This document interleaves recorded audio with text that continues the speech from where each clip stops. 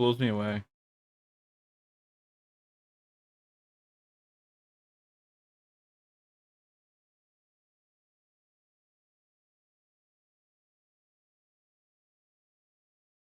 I'm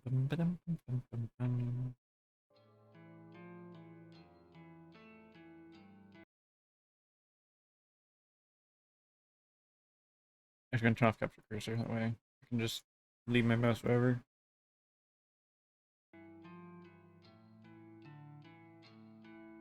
Hello? There we go. Perfect. Good. We should be getting close. Shit, what was my last save?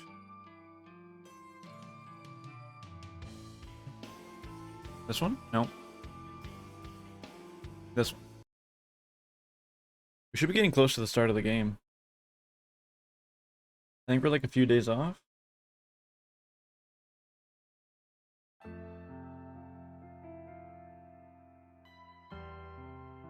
What was happening again?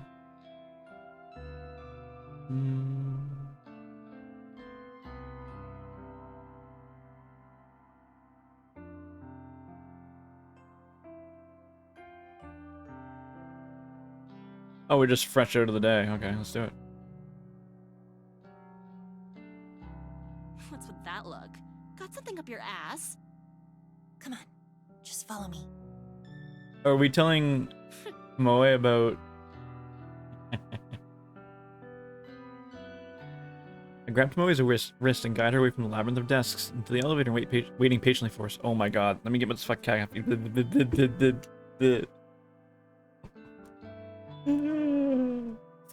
me get this in me first.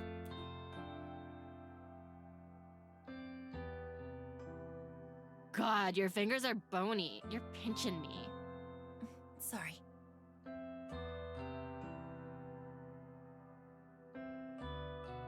Okay, let's give that a second to kick in, then we'll be able to do this. Anyway, what's up? I hesitate for a moment, even though I ran through this scenario in my head during the train ride. I'm still anxious about how it'll play out now. The situation involves Tomoe, either directly or indirectly. As my friend, she deserves to know. I think Corpse Girl is going to target Kotomi Ida. Huh? Did she get one of them photos? Reaction's fairly indifferent. I thought that after being involved in Tsurumaki's death, this news would be more of an impact on her. Well, no, I don't think so, but... How do you know then? That's hard to explain. Just bear with me. Kotomi and Shinya had a falling out. Because of her, his career here is at an end. I'm sure he told you about it. Oops. It's not lady's shirt.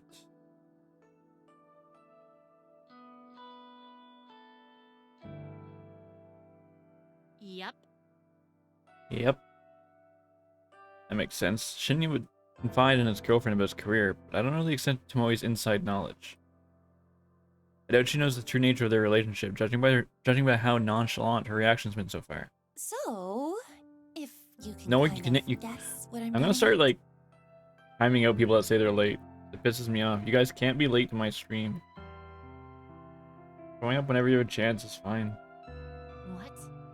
I think maybe that Shinya requested her death. Shinya? Nah, he don't have it in him. Besides, that bitch has it coming. She does? Yep. I'm surprised you found out about it, but I plugged her photo into Corpse Girl's website yesterday. Tomoe did it again? Absolute skank. She deserves to die. But why? After you requested Akane Tsurumaki's death, why would you... Look, it's not about Shinya's career, alright? I spoke with him, real deep and meaningful like. He confided in me, but since we're friends, I suppose I can share it with you. Kotomi Ida has been sexually assaulting him. Yeah, we know. Seriously? Why not just tell him we know? I feign a surprised reaction. In reality, I'm just more taken aback that Shinya actually confessed to Tomoe. It's been going on for months, he says. And now she's fucked his career up so he'll have no choice but to leave the company. He leaves, and she gets off free without anyone finding out about what she's been doing to him. I hate her. I hate her so fucking much. I tried to digest Tomoe's words. I didn't know that Shinya had been putting up with abuse for such a long time. Tomi's motive for ending his career was purely out of self-interest. She's probably looking for a reason, any reason, to discard him. And the slight incident with Aoi was just good enough for her to seize. If he quits the company, she won't get found out. It's a simple plan, but utterly devious. We should tell someone what she's been doing. She can't get away with that. She ain't gonna get away with it. Corpse Girl's coming for her, remember? I can't wait to hear the news about Kotomi winding up dead somewhere. I hope she gets her throat slit. Jesus, Tomoe. Yeah. But hey, how'd you find out about it? Tomoe cocks her head and gives me a concerned look. I brace myself as I watch the gears slowly turning inside her head, waiting for her to point a finger at me. I don't know why I thought it was a good idea to reveal this information to Tomoe. I should have just kept my mouth shut and fulfilled the request like always. I just my curiosity always gets the better of me. I'm gonna cause my own demise at this rate. Oh, I figured it out. Kotomi must have received a photo and told you about it, huh? Sure. Wow, that Corpse Girl sure works fast. Tomoe's gleeful expression suddenly caves in and she gasps. Wait a minute. Why would she even show you something like that?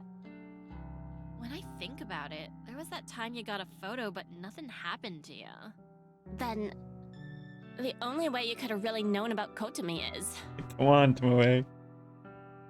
I flinch as Tomoe takes a purposeful step towards me. Corpse Girl, aren't you? You have to be. It's the only thing that makes sense. I avert my gaze and look to the floor in silence. God, are you for real? I can't believe it.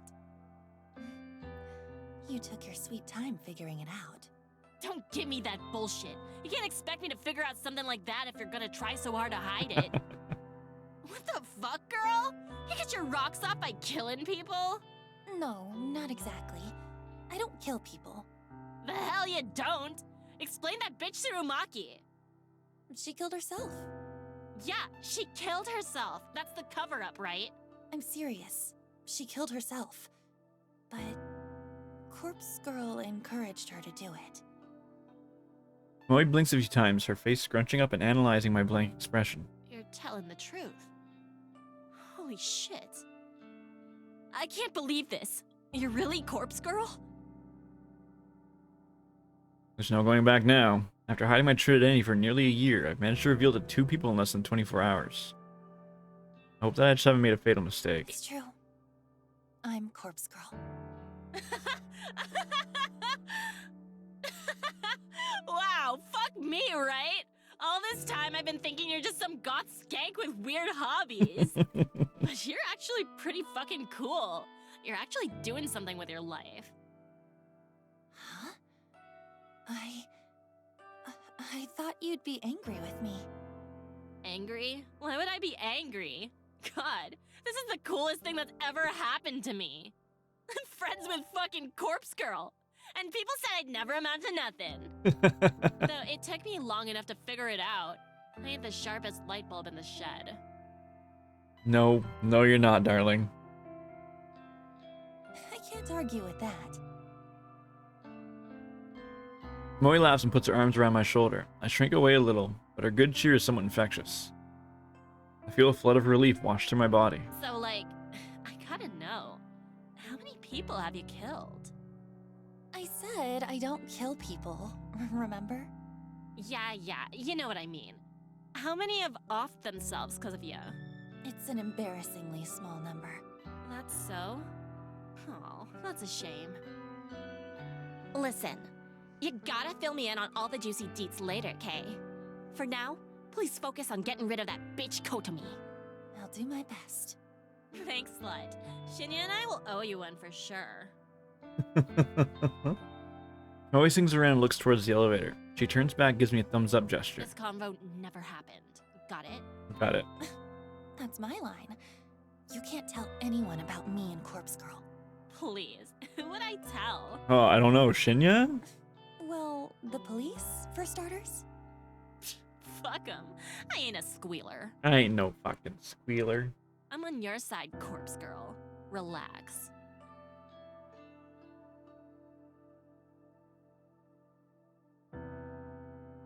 Anyway, peace. Peace. Moe ducks away and leaves me standing alone. I really hope I made the right decision here. Suppose I don't have a choice but to keep moving forward. My first order of business should be taking care of Kotomi Ida. I can get her to kill herself. It'll prove to Tomoe that I'm not messing around, and it might cement our relationship even better. I shall have to get through the rest of the workday. Then I can return home and focus on crafting Kotomi's corpse photo. So the real fun will begin.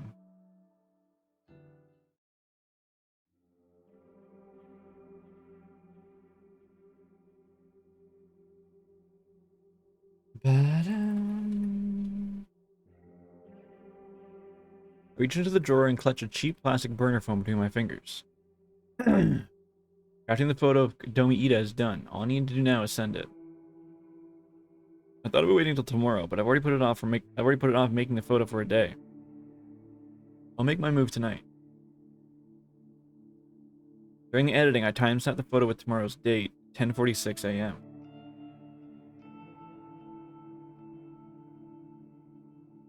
Doesn't leave much time if Kotomi receives the photo tonight, but I'm confident the plan will be effective. Kotomi will look at the photo tonight. She'll either freak out and end it all immediately, or after a sleepless night of anxiety, she'll pull the trigger, figuratively speaking, instead of going to the office in the morning. I could cross my fingers and hope by some divine intervention that someone else takes her life, but based on most recent failures, I don't think that's likely anymore. If anyone else was ever involved in the depths of Corpse Girl's victims, I don't think they're still around. Why else would my last few attempts have failed? My best bet is to urge Kotomi to simply kill herself. A convincing enough corpse photo might be enough to lure her to death. When I turned on the boner phone, I turn on my boner phone. I turn on the burner phone. I'm happy to see the battery is still charged. I load up the phone number masking app, enter my trademark digits, and then shoot the photo into the network. Kotomi is a screen addict like the rest of society. She'll be freaking out in about 10 seconds. Since this victim's gonna have a quick turnaround time, I'll take the burner phone to the back shed tomorrow night to store it. And I'll ditch it on the way to the office. Turning on the boner phone. I'm not expecting a reply within such a narrow time frame. So there's no need to hold on to the phone for 24 hours like I normally do. Taking the phone with one hand, I grab the keys from my kitchen bench with the other. Step towards the front door. The phone in my hand vibrates violently. I nearly dropped in terror. What the? I bring the screen swiftly to my face and read the alert.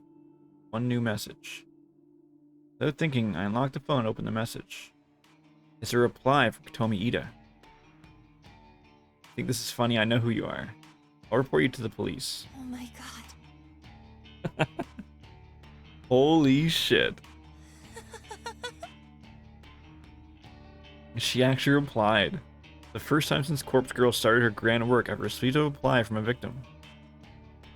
Even though I used the number mask, there's actually nothing stopping someone from directly replying to my message. A reply message will still get sent to the network and back to the burner phone SIM card. The number mask is simply a stealth tactic, disabling the ability to view what the phone number actually is. It doesn't prevent replies. I discard the burner phone anyway, but it's an extra layer of security, not to mention... I discard the burner phones anyway, but it's an extra layer of security, not to mention a bit of a calling card. Judging by Kotomi's response, I assume we have a fighter on our hands. She's not going to give in easily. The authority about reporting me to the police is a buff. Oh my god, help me. Help me. My brain is a bluff. Confident that she couldn't possibly know my identity. I've been waiting for this. I've waited so long for someone to reply. I finally put my contingency plan into practice. I've been holding out for this moment.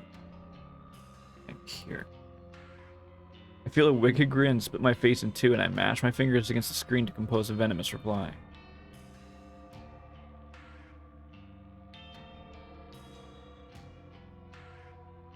The message sends in an instant, and I eagerly await the next reply. I'm not left waiting long. Tomi's response comes through within seconds. Her attitude has completely changed.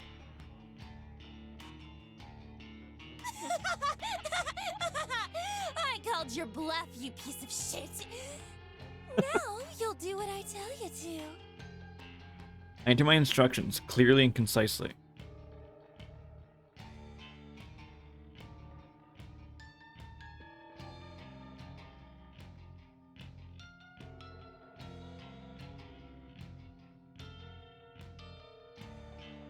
After I send the message, I decide to ask one last bit.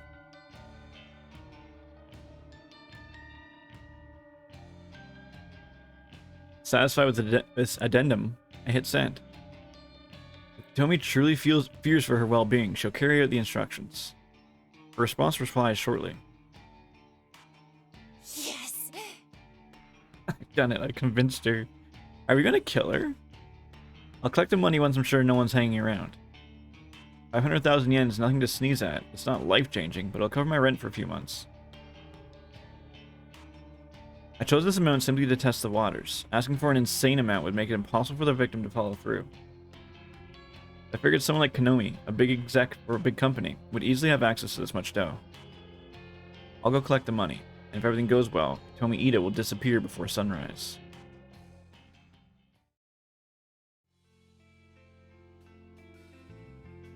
Though the hour is late, quite a few commuters are still navigating through Shinjuku Station's wide platforms and underground labyrinth. The train station beneath my feet is a sprawling metropolis that extends below the city. It's packed with restaurants, shops, and other outlets.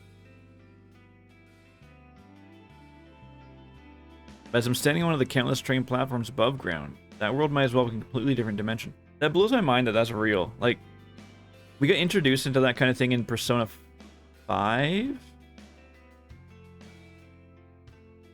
I think? Like an underground mall, and it like blew my mind. It'd be so depressing to work in. The only problem is I'll have to brave the maze as soon as I descend the platform stairs. I tend to get dizzy in such places. My normal morning route doesn't require me to travel through the underground plaza.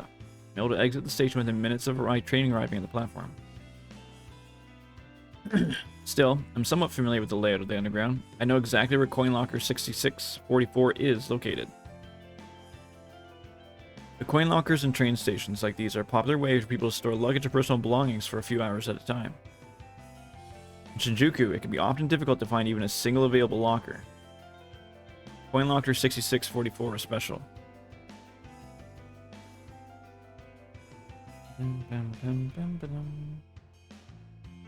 Oh, let me put this up too while I'm thinking about it. Shit, I hate that the scroll wheel advances texts.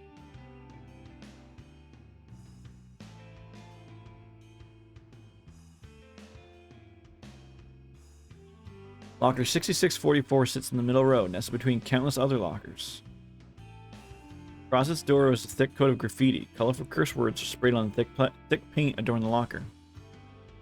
The graffiti is such an eyesore that it acts as a deterrent for anyone who might want to store their belongings. The icing on the cake is the condition of the coin-operated lock. The thing is busted and dented from physical abuse, like someone tried to pry it off with a pry bar on multiple occasions. However, I know from testing it firsthand that the lock still works despite its battered appearance. No one in their right mind would use this locker, and that's what makes a perfect spot for my host to host my pickup. Glancing at the locker, I notice that a soda bottle sits on top of it. A soda bottle full of bubbly opaque liquid. I quickly look around to make sure that Tomi Ida is nowhere in sight.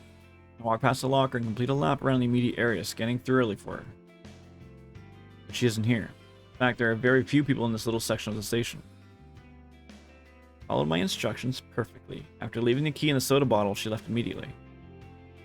I approach the locker once more. I reach up above it and retrieve the soda bottle and crack it open to hear a fizzy hiss. I bring the lip of the bottle to eye level and peer inside, trying to identify the shape of the key within the swirling ocean of carbonation. There it is. I try to fish inside the narrow bottle opening with my fingers. Thin as they are, I can squeeze more than one finger inside the bottle at a time. I could tip the bottle over onto the soda and the key spill on the floor, but if someone sees me being a nuisance and causing a mess, it'll draw unwanted attention. Got no choice to chug back some of the soda and try to catch the key in my mouth. As disgusting as this concept is, I try to steel myself. But I like soda. Taste the bottle on my lips, tilt my head back, and pour the foul liquid in my mouth. That's a word I've never seen before. Thatch-arini... Thatch-arini... Thatcherine?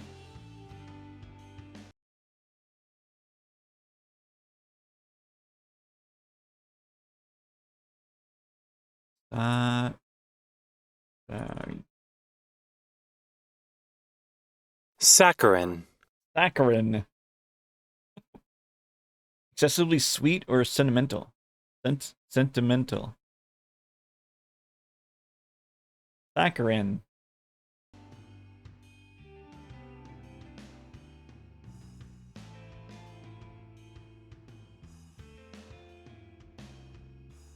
But I'm committed to seeing this through, and I can throw up later. The most important thing is getting the key. It isn't until the bottle's half empty that the cold metal key drops in my mouth. It clangs against my teeth and I nearly choke in surprise. Sputtering and splitting, I feel droplets of soda running down my chin. My cheeks are puffed like a squirrel's as I try to retain the key and soda in my mouth. I reach my fingers to my pursed-tight lips and recover the tiny key. Quickly swallow down the rest of the soda in my mouth, trying hard not to release a pungent belch. Turn the key over in my hand and smile. My sticky teeth adhere to my lips, and it takes me a few seconds to lick them clean. Tossing a soda bottle into the nearby trash can, I wipe the key clean on my skirt and quickly insert the key into the coin locker. I twist the key, turn the latch, and swing the locker door open. Inside the dark vault, a single bag, a small paper pouch like you would get at the grocery store.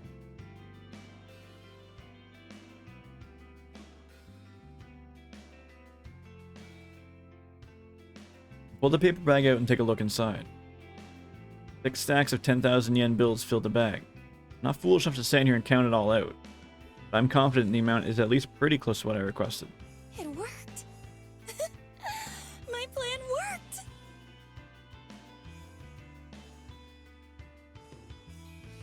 I can hardly believe it. I devised this contingency plan months ago. I've waited so long to try it out. All I needed was someone to reply to their corpse photo, someone to try to reject their fate. I wanted to prove that people would bow to fear and do the right thing to save their own skin, and it seems I was right. Just one more thing to do.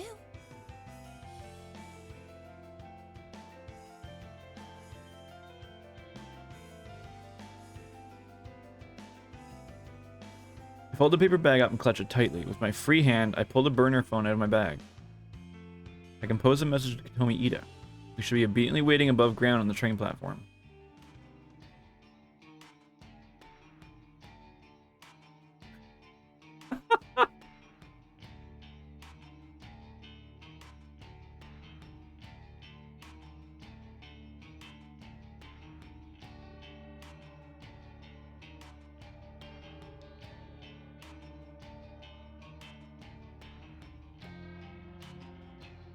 It is done.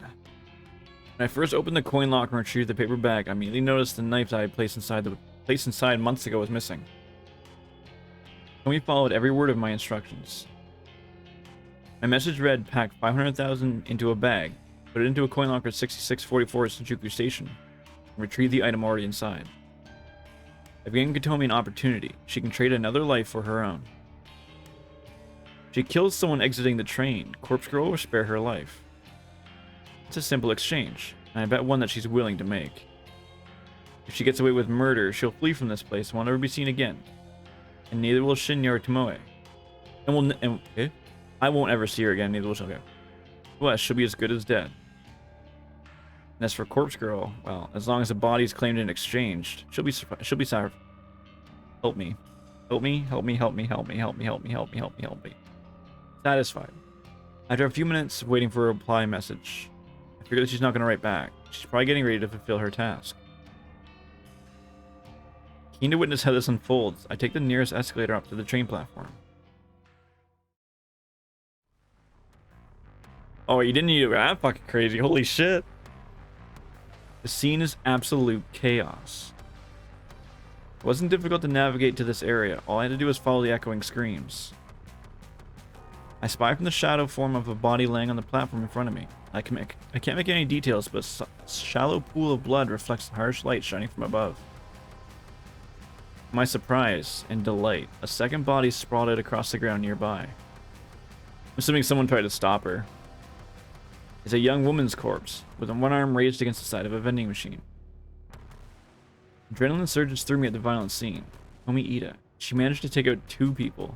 She might be my new favorite person in the entire world.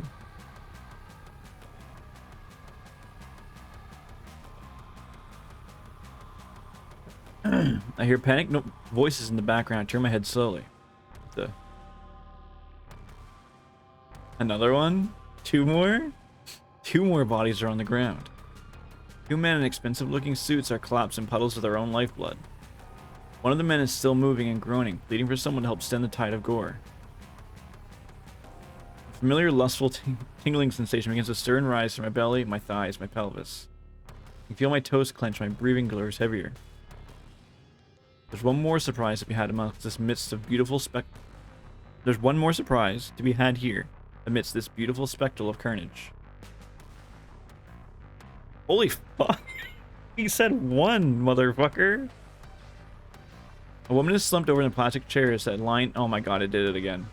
That line the platform. Her head's tilted, and her suit jacket is stained with green.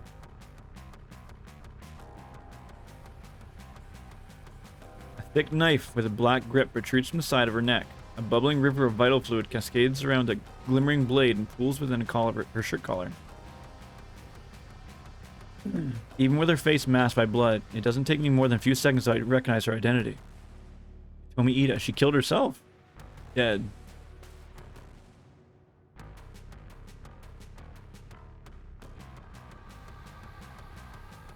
I swing around, taking the entire view of the platform, counting up the bodies in the path of slaughter.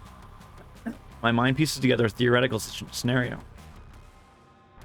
Tomi waited for the doors to open, knife drawn, knife she retrieved from locker 6644.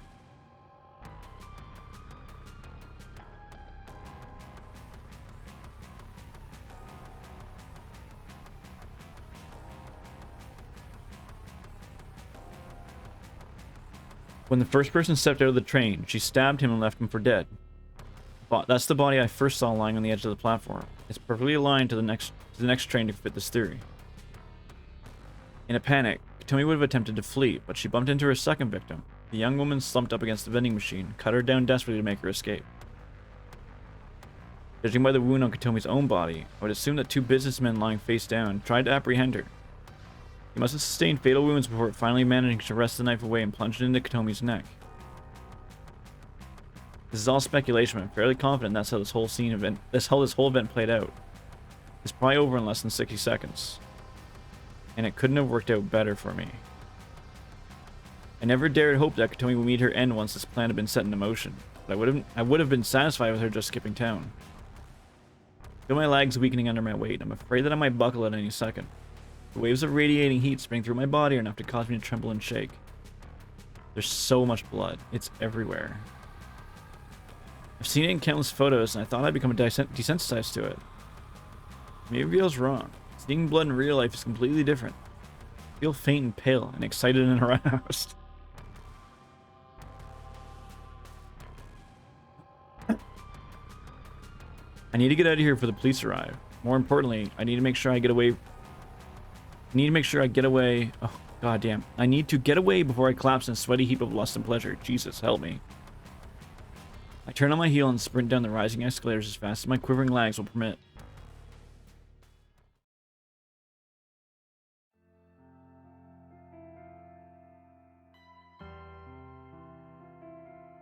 That was surprising.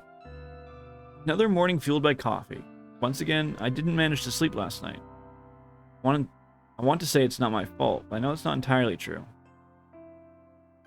The grisly visions of all those slain people on the train platform was burned into my mind's eye. Every time I started to drift off to sleep, a splash of blood or a fleck of gore would appear in my thoughts, and I would snap back awake again. And the sight of Katomi Ida with a knife sticking out of her neck made me shiver more than a few times. Nevertheless, I'm here now, at the office as usual.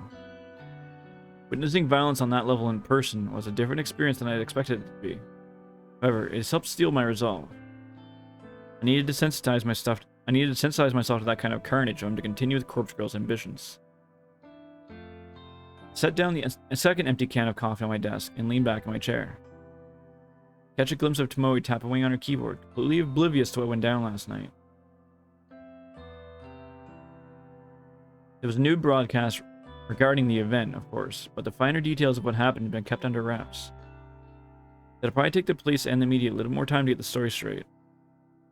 It's not often that a mass killing spree takes over the news. And whether or not the identities of those involved will be revealed is beyond me. Now, I'll assume that Tomoe is in the dark about the event. I don't take her as the kind of girl to be up to date on current events. Even if she did hear about the stabbing, she couldn't possibly know that Kotomi was the culprit. I'd probably fill her in later, though. She would want to know that Corpse Girl claimed her victim, even if it was in a kind of roundabout way. We got money out of it, too.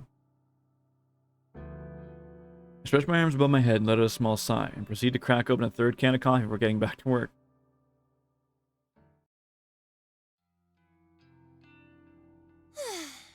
You got a minute? Shit, yeah. I wanted to speak to you anyway. Oh, okay. Well, you go first. For sure. Well, I wanted to thank you for killing Kotomi Ida. I don't know how you did it, but thanks. Huh? How did you know she died? Oh, come on. She didn't come in today, right? And there was that brutal stabbing incident over at the station last night. Damn, Tomoe's smarter than we Sounds like thought. a genius to put 3 and 3 together. Sure. Alright, girl. You got it That right. went down so close to here, where we spend so much of our time. Chances were good that it affects someone you know. I shake my head at her logic. The city's home to more people than you can count. I don't know where she came to that conclusion, but the fact that she's actually correct just blows my mind. Well, yeah. I guess that's it then. I'm thankful. For serious. Yeah, Corpse Girl really did me and Shinya solid. If there's ever anything you need, like, no matter how dirty, then count me in. I owe ya. Thanks. I'll keep that in mind. Sure. So, like, what'd you want to say to me? Oh, I was going to tell you that Kotomi is dead. Beat you to it, skank! But I got a question or two.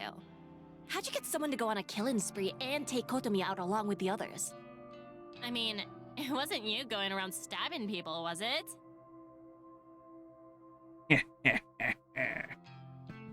No, of course not.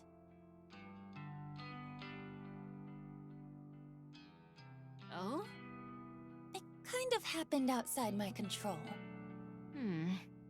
I sent Kotomi a photo of her corpse, just like Corpse Girl's standard mode of operation.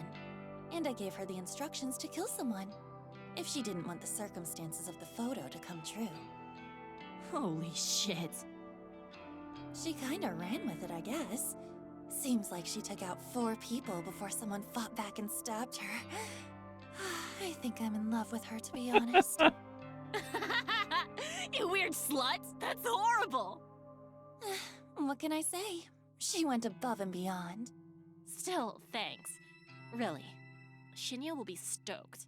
That's okay. Just doing Corpse Girl's job. Where is Shinya, anyway? Oh, he was in earlier. Went home a bit early because he wasn't feeling well. Think it was just because he was dreading running into Kotomi, but... well, he'll sort himself out soon enough. You know, Noriko, you've changed a lot. I have? Totes. I mean, I know you act different around me now that we're friends, but it's more than that.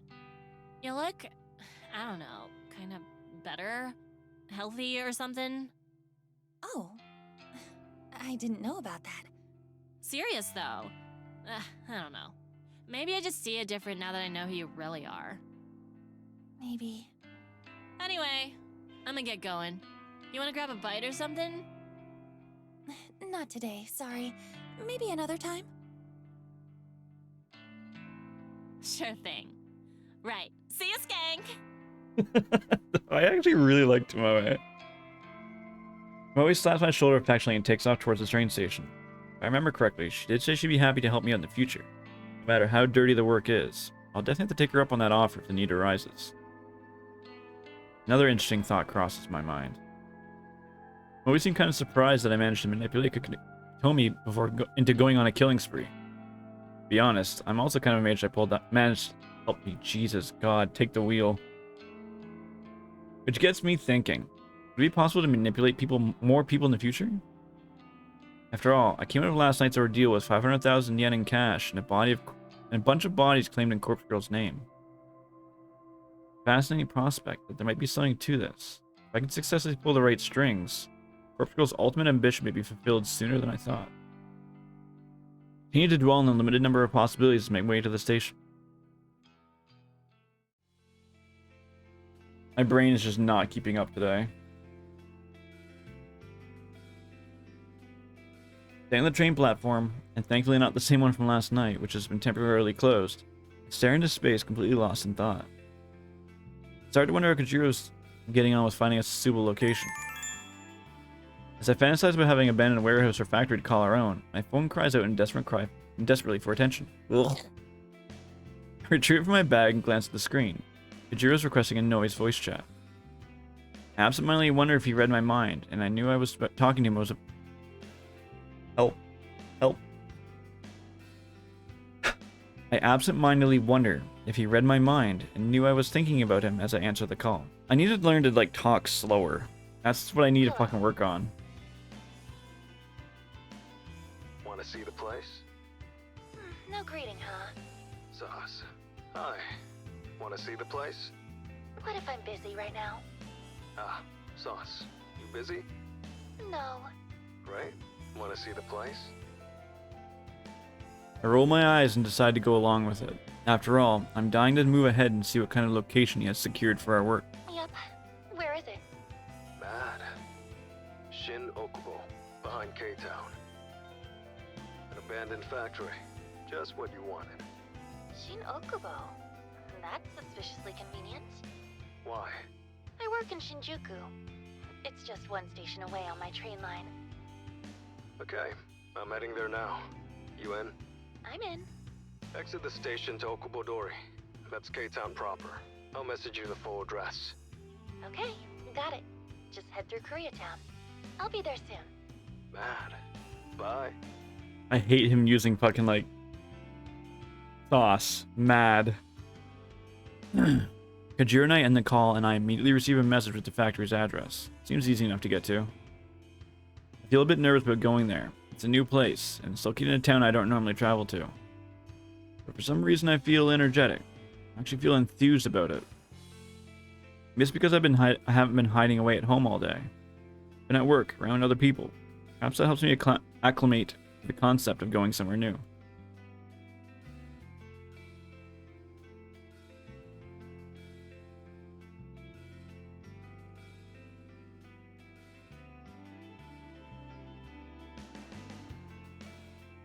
And the chances of someone sneaking up behind me and strangling me in the broad daylight are pretty slim, I think. As I put my phone away, the train pulls up to the platform. The same train that's going to take me home will take me to Shin Okubo. It's the very next stop from here. I'm a little weary about how convenient this is turning out to be. Could Jiro be luring me into a trap? But I don't know. I think he genuinely wants to be involved with Corpse Girl's work. I board the train and stand by the doors, ready to disembark at the next station.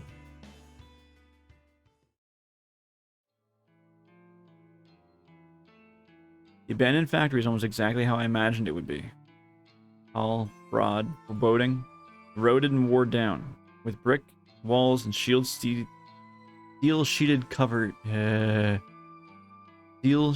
covered with layers of thick black exhaust. Gigantic metal pipes protrude from within and wrap around the exterior only to re-enter through vents here and there. A series of ventilation shafts and chimneys line the roof, but they don't release a single puff of smoke. This place has been shut down for a long, long time. The front entrance is located at the rear of a small parking lot. The simple steel door has been chained up and padlocked.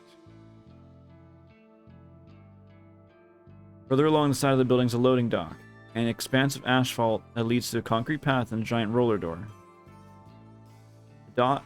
In the dock sits a derelict van, covered with brown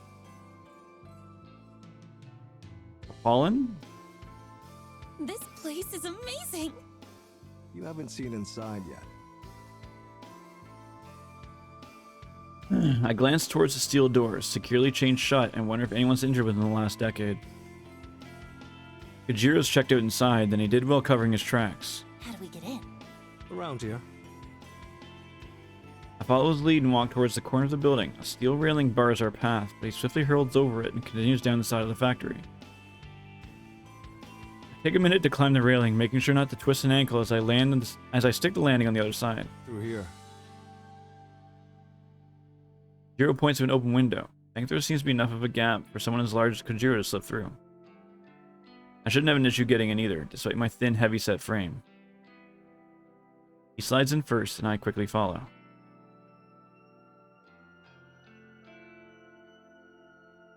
And with that, I find myself inside the factory. This place is huge. It's an open plan design and pretty much empty. A few stray pieces of old machinery line one wall. A small forklift, a pallet jack, and a bunch of buckets and mops catch my attention. This could all be useful for our little operation. A number of iron workbenches are piled up in a stack. They look heavy and rusted. They probably make good tables for resting corpses on.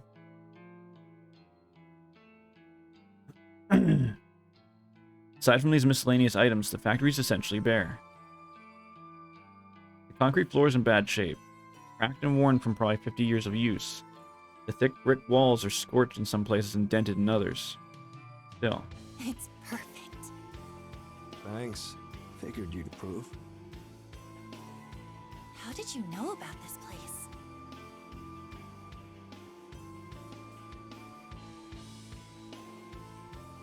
Kojiro doesn't answer immediately. His eyes turn to the suspendously high ceiling, with this array of glass sunlights beaming down light upon us. After a minute, he turns back to me. Dad used to work here. His dad? What did he do here? This place used to manufacture steel fencing, chain link fences, barbed wire, chicken mesh. That kind of thing. Huh, I see. A lot of that is imported now. There's still an industry here, but Dad couldn't compete. Went out of business maybe a dozen years ago. Died about a month later. He died? That's how it goes. I'm sorry. We weren't close. Well, could have been closer. So, how come no one else bought the factory? Look around. It's a dump. Who'd want it? Cost a fortune to fix or rebuild. Wonder if it was waiting for us. Yeah. I wonder. It definitely seems all too good to be true. This is real deal. This is our factory now. Going half on this, right? Right. Okay. Good. Welcome home then. Or something.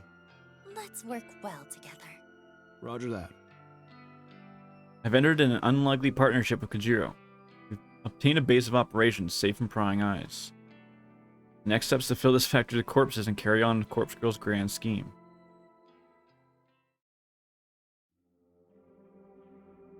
Thanks for accompanying me home. No prob. Should I come upstairs? No. No, I don't think that's necessary. Okay. By the way, when are we starting work? Well, as soon as as soon as Corpse Girl receives another request for a death, we can start on it. Oh, no grand heist from the morgue first? Think about it. It's important that the cadavers I use match the details of my victims. I won't know what kind of cadaver to use until I receive a photo of the victim. Guess that makes sense. What's the big plan anyway? How do we lift corpses from the morgue? I had a feeling you'd ask me this sooner or later. I did tell him that I had a perfect idea after all. I imagine the biggest issue is writing off the bodies, so to speak. If a cadaver goes missing or is unaccounted for, there will be an investigation. Am I right? Guess so. We need to be able to take the bodies away from the morgue without anyone ever knowing they're gone. So, the solution is simple. we only take the cadavers that are due to be cremated. Okay, wise guy. A delivery company picks up the cremains nearly every day.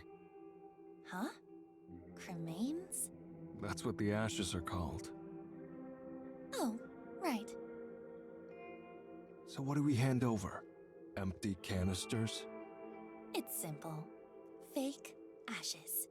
Yeah, right. Fake ashes. Like I just have those lying around. Jiro stops mid-sentence and stares straight at me. Huh. Might be onto something. Don't tell me you do have those lying around. Not fake ashes. Real cremains. Bodies are cremated every day. Wouldn't be hard to take a bit off the top. Huh? Could probably get away with like a quarter? I'm confused. What are you talking about? That's so fucked up. But okay, let's do it. Zaz. Pause. Every time someone gets cremated, I'll collect a quarter of the ashes. Store them, put them aside. Won't take long to fill up a whole canister. Let me see if I follow you. You gather up a little bit of ash from every cadaver that gets cremated. Whenever we want to hoist a body from the morgue, we use the previously gathered ashes to fill a canister. We slap a label on it that says, "These are the remains of so-and-so." Then we take so-and-so out of the morgue. We record that their body has been cremated, when in reality, it's been snatched from the morgue. I imagine the canister of ashes just gets picked up with all the others going out on the same day. Pretty much. We also put a token in the canister. A token? Like a dog tag. Has the cadaver's serial number engraved on it. Normally attached to the body before cremation. They don't burn. Lets the cremains be identified later. Ah, I see. Can we get our hands on those tokens? Sure. The bodies we're lifting from the morgue are due for cremation anyway. I can get the tokens engraved without a hitch. Proper serial numbers and all. Okay, good. This is getting complicated, though. There's quite a bit we have to remember to do. Don't worry. I'll take you through it when we need to. Most importantly, I'll need to start gathering portions of cremains. Need to have those collected in advance. What happened? People got murdered. Yeah. Thanks. Really. No props. But big question remains. What's that? How do we move cadavers out of the morgue? Ever tried lifting a stiff? Not easy. And you're no bodybuilder. No offense. None taken? Look, security in the joint is minimal. I'm there alone like 90% of the time. We don't have to worry too much about getting busted. As long as we cover our tracks, of course, and only take cadavers we've written off, as you put it. Bodies nobody will come looking for. Hang on. Are there security cameras, alarm systems, anything like that? The woman go crazy? The one we told was gonna die did, yeah. Don't think so. Plenty in the hospital proper, though. That's fine. As long as the morgue is clear. Still, answer my question. How do we move the bodies? You got a hearse? A truck? No, but surely we could get something. What about a small van? You got a license? No. Need a driver's license. And not just that, needs to be suitable for a van. A medium vehicle license, I think. Oh. I don't have a license, but surely driving a van can't be that hard, right? We could Hey, just how are you, rent a friend? van and wing it. Uh-huh. Can't even rent one without a license. Okay then. Do you have the right license? Don't look at me. Never driven a vehicle in my life. Yeah, me neither. That blows my mind that people can like go through their lives in a town without, like, I know public transportation's a lot better in like the other side of the world, but holy fuck. Great. So this is a bust. Put my head in my hands. We got so far. We secured a factory, planned our heist, and am I awake? I have to be. I'm working. I put my phone in my bag and skimmed through my noise contacts. I prefer to text than call, but I'm too impatient to wait for a response. Start a voice chat request and wait for the recipient to answer. Hey, Skank, what up? Tomoe, hey, you got a sec? Sure. Do you have a driver's license? Yep. No car, though. Okay, what kind of vehicle is your license good for? Like cars and scooters. Not vans? I mean, I don't think so. You're under my breath. Yo, what's the problem? You need a lift or something? Not quite. I need to, pick something up. Oh, something big? That why you need a van? Yeah? I don't know if there's anything I can do about that. I can't even rent a van with my license. Yeah, I know. You definitely glance at Kojiro and he just shrugs. A look of "I told you so" on his face. I mean, if you're desperate, you could just buy a van. Huh? I see secondhand vans listed for sale all the time. Check out the noise marketplace and the classifieds pages. No one will check for a license on a private sale. It's just one chump selling a van to another chump. Holy shit. You're right. You're a genius. Well, I don't know about that. Thank you. Oh, by the way, you wouldn't object to a driving gig, would you? Get back to it. You better. Don't be slacking off. I do owe you one, I suppose. You want me to drive a van, though? If I get busted on my license, I'll go to prison. Really? You won't go to prison. That's what You'll it say. be fine at most, I think. Look at Kojiro and he gives me another shrug. Look, if you get a fine, I'll pay for it. That cool? Yeah, what the hell? What are the chances of getting busted anyway, right? Can you text me the deets or whatever? The address and stuff? Shinny just got to my place, so I gotta get the door. Okay, will do. Thanks, Tomoe. Sure. Later, slut. And the call and feel a wave of excitement flooding through me. You get all that? More or less. You girls sure are loud.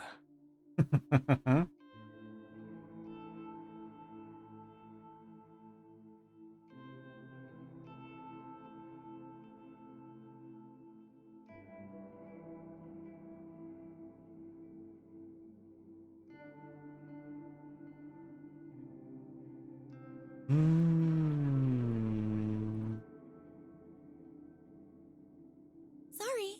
So, I'll need you Excited to Fox do attempts to read? No. Not excited. Exhausted. By van, right? Yeah, you're a big, strong man. You won't get ripped off. I'm just a poor little girl. Cut it out. I'll do it. But you got the money? We do.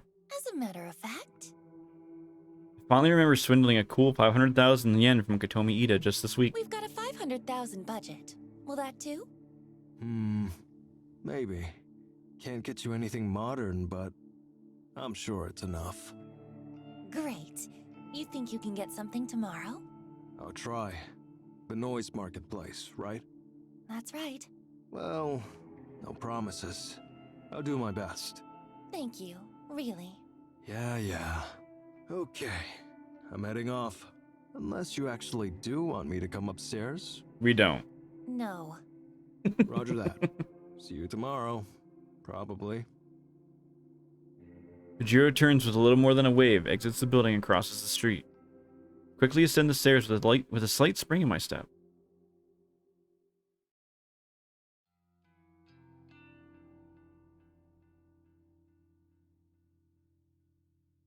Oops.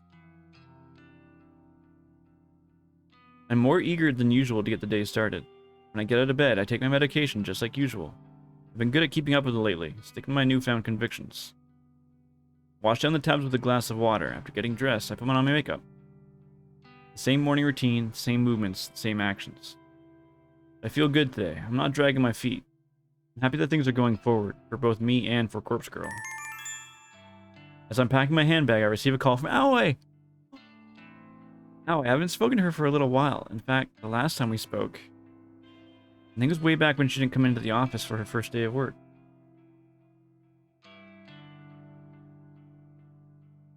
I'm excited. That was nearly 2 weeks ago.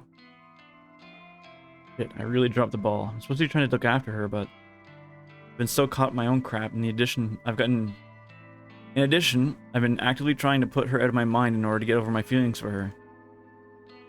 Now I feel like I've neglected the poor girl, the time when she needs me the most.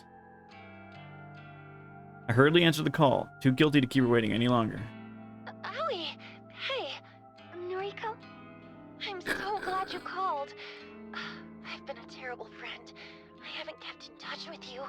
No, it's okay. Really. I've been busy. I should have called you earlier. She's so cute. Seriously, I'm sorry. It's okay. Did you want to talk to me about something? Yes.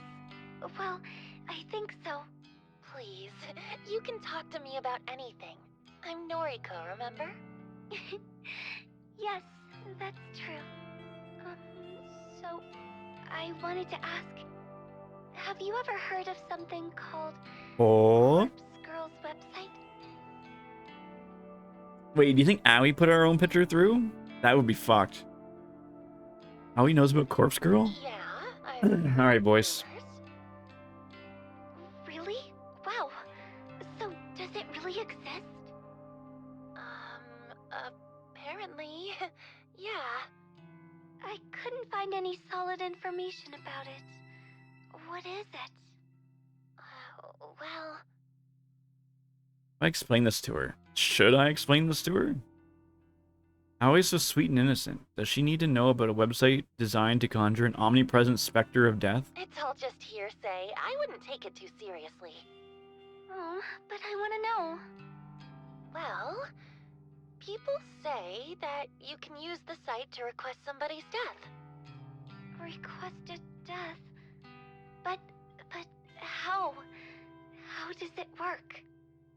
Really, I don't know.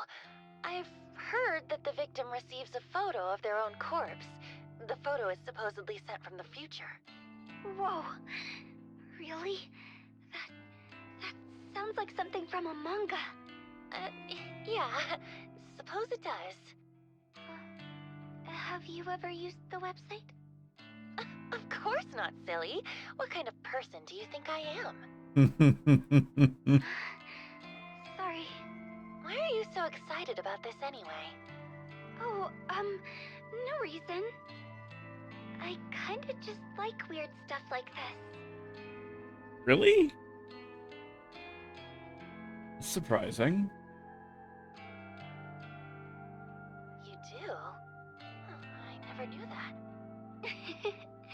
You don't know everything about me, Miss Noriko. Even through the phone, I can sense that Aoi is in a happier mood than usual. Her cheery voice gives me a sense of nostalgia. I think back to the time we spent together in school. Don't go using the site, okay? It's not good to mess with crap like that. Don't worry. I wouldn't use something so scary. I just heard about it and, well, I got kind of curious is all. Alright. By the way, how is everything? Are you still working at the maid cafe? Yeah. And that customer of yours? He's still around. You're not in trouble, are you? No. The light suddenly switches on in my mind, and I realize why Aoi was asking about Corpse Girl's website. Aoi, you're not thinking about requesting that guy's death, are you? Aoi, you told me that you didn't even want to get the police involved. Now you want him dead? It's not what you think, okay? Where's your popcorn, Nan Nan? Did you drop it? Did you drop your popcorn? If he dies, it won't be because of me, right? Then the rest of my family won't know I was involved. They won't disown me or think less of me. Aoi. Look, I'm not going to go ahead with it, okay? Besides, you don't even believe the site works. There you go. So... I feel terrible for Aoi. Part of me wants to scream for her to do it. Request the asshole's death and let me or Corpse Girl take care of him. And part of me knows that she can't handle it. She'd be crushed with guilt if he really did die. She's delicate and emotional. Being responsible for the death of another human being, a family member at that, would devastate her. Aoi, my best advice for you is to go to the police. Don't mess with requesting his death. Okay, I gotta go now. I can see her pouting face in my mind. The face she makes when she doesn't want. The face she makes when she doesn't get something she wants. She's not a childish person, but her disappointment's often evident in her expressions. I'll speak to you soon, okay? Okay, bye. God, she's so fucking cute. I love her.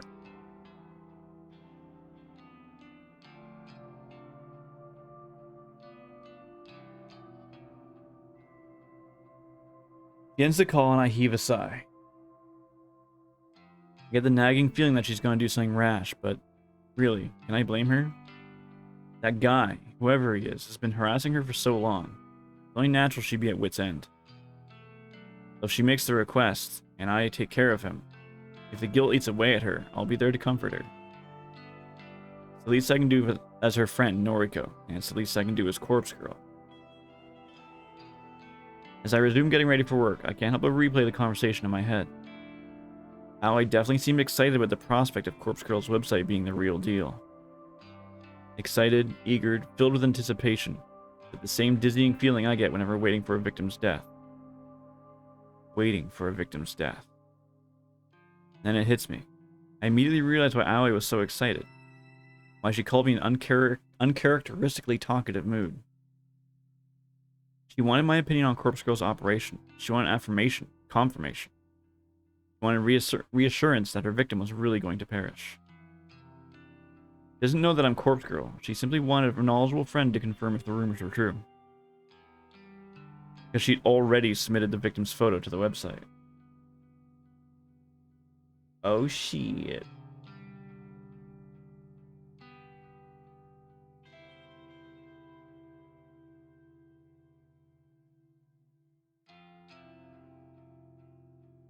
And she can't wait to find out if he's going to die. Bring my hand back to the floor, I grab my laptop from the bed. It's right where I left it before falling asleep last night. I boot it up, log into Corpse Girl's website. A little blinking notification that I dreamed about seeing greets me. 3 new requests. 3 new requests? How?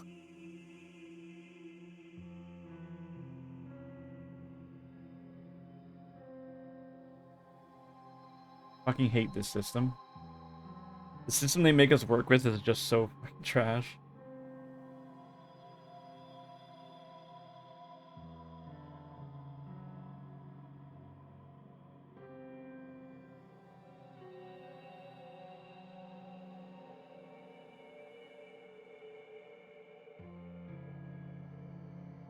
I can't believe what I'm seeing. I quickly queue up the photos to download. Oh shit, it's the girls from the start. One of these is our sister, I think. After a few seconds, they all open up, and I flick. Wait, we only requested. Did we request any of them? I forget.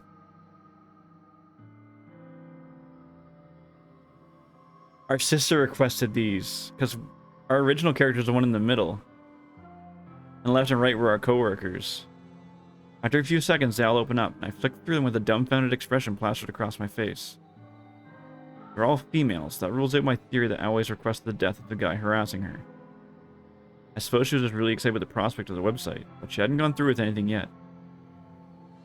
What really surprises me with the new request is that I recognize one of the young women, yet another person I'm familiar with. Out of all the people in the world, what are the chances of multiple people Out of all the people in the world, what are the chances of knowing multiple people requested through the website? The girl is Emi Kusanado. Katsuno. If I remember correctly, she went to the same senior high school as Aoi, Shinya, and myself.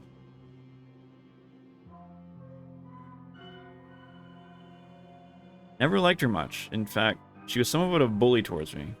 Nothing more than name-calling, but in my mind that was bad as anything else. Not hard to imagine someone wanting her dead. The other 2 victims are strangers to me. A ditzy-looking airhead with pink hair, and a worn-out, strained woman who could be from anywhere from 20 to 40. To get all 3 requests at once is remarkable. How am I going to work through all of these? It's a shame that my operation with Konjiro isn't set up yet. It'd be fantastic to go all out in these requests, secure some corpses, and make some truly convincing photos. No use in stressing over that. The best thing I can do is simply get to work on forging some photos. Maybe I'll skip work today so I can dedicate the time to crafting these photos. Friday, after all, it's pretty much the weekend. No one will care if I don't show up at the office.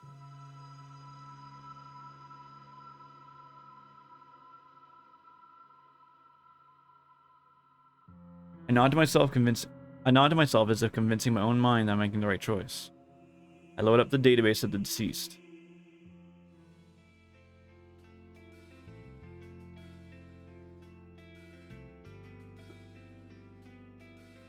I keep forgetting that, like, because calling in sick at an office is way different from calling in sick at, like, a convenience store or, like, a grocery store or something.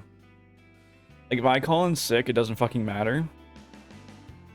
But if someone else calls in sick, like, working at, like, one of those places, like, it's actually a big deal. Like, they're actually, like, ruining people's days. I step outside my apartment building, squinting in order to defend myself from the overwhelming rays of sunlight assaulting my eyes. Fun fact, I looked outside today for the first time in like 2 weeks, and I like literally couldn't look outside for more than 2 seconds. It hurt my eyes so bad. As narrow as my vision is, I'm able to determine that Konjiro is nowhere to be seen. Where is he? Once again, he's making me wait.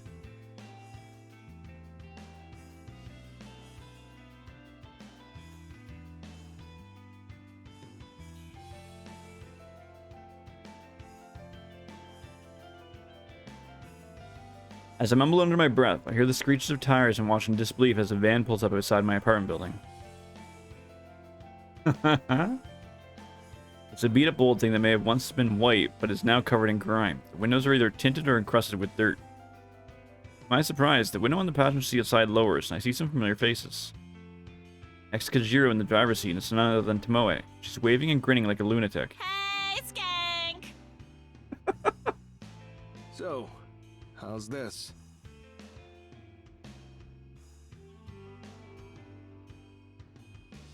My face must reveal my fury because Konjiro flinches before I can even respond. Where did you even get this piece of shit? Some guy. Some guy? What guy? Some guy from the noise marketplace. I wish I had his voice, man. His voice sounds so nice. Only wanted $250 for it. So, here's the other half of your money back. You're welcome. He holds up the paper bag I gave him earlier. It still seems to have a bit of weight to it. When Konjiro showed up at my apartment earlier this morning, he told me he'd found a great deal on a van. I had a good feeling about it, and he handed him the money to go secure the vehicle. However, he mentioned that he needed a driver to haul it back. He asked me to call Tomoe for assistance. Thankfully, Tomoe agreed to help. Any opportunity to get out of the office was good enough for her. Never expected her and Konjiro to come driving back Jesus, help me. I never expected her and Konjiro to come driving back a death trap on wheels. Unbelievable. We're not going to die in this thing, are we? Who knows? It has AC! Nice. Great. Hey. Did you ask the guy if anyone has ever been murdered in it? What do you care? It's gonna see a lot of corpses before we're done with it. Hello? Moe? He's got a point, but He's got a point, but I still don't feel good about it. We're picking up corpses in this thing. It's important. And you owe me one, remember? That shit's gross. I don't mind driving, but come on. Ugh, whatever. Long as I don't have to touch nothing. I'm doing the heavy lifting. Don't worry.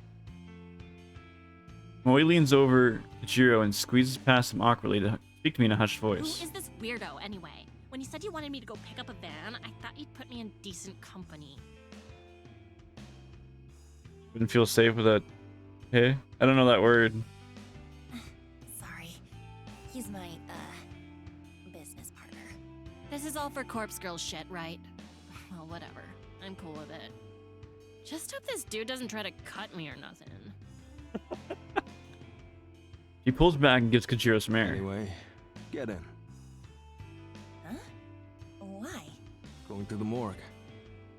Hang on. I haven't planned anything yet. You want to do this now? If not now, when?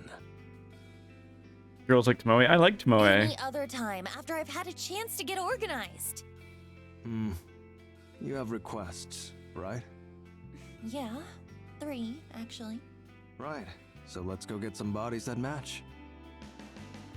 But you haven't even had time to put aside any ashes. You were gonna collect a little from each cremation and put them aside and... Already done. Seriously? Worked night shift last night. Got like 3 or 4 canisters saved up. You said you've got 3 requests? Well, how convenient. But... This operation was your idea. You want to do it or not? Ugh. I'm just not ready. Kajiro thinks he can just rock up to my place and take me to the morgue somewhere I've never been. I have no time to prepare myself. No time to even think about it. Visiting the factory yesterday left me pretty exhausted. Having to tackle another new place today is simply too much to ask. I told you I'd guide you through the process, right? There's nothing to worry about. You don't understand. I've never been to the morgue before. Tomoe shoots me a quizzical look from behind Kajiro. You nervous? I think I understand. For me, it's the most relaxing place on Earth. My little sanctuary. Really? Sure. No one to talk to me, no one to bother me. Unless you count the dead, of course. I suppose that's true. And you won't be alone. You've got me and this chick. It's Tomoe. Thank you very much. Right. Sauce. Pause. I take a deep breath and brace myself for the next thing I'm about to say. Okay. Let's go. Kajiro's right. Everything will be okay. I need to get used to going to the morgue. It's a new place, but it's going to be an essential place. I tell myself this is all for Corpse Girl. For me. For us. Kajiro pulls the Zan's sliding door open, and I carefully take a step inside.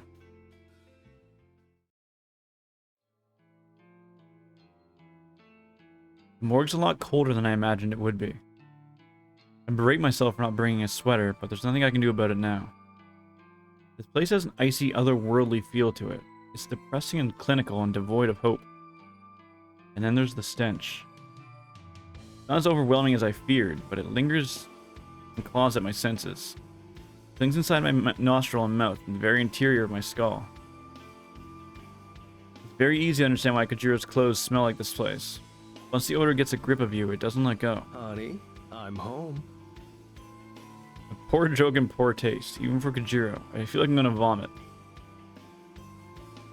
Even Tomoe is looking a little paler than usual. I'm surprised she accompanied us inside after she spent the whole drive over insisting she would stay in the van. They store bodies in here. Of course. See all these lockers? They're cold chambers. Pretty much all of them are full. A body in each.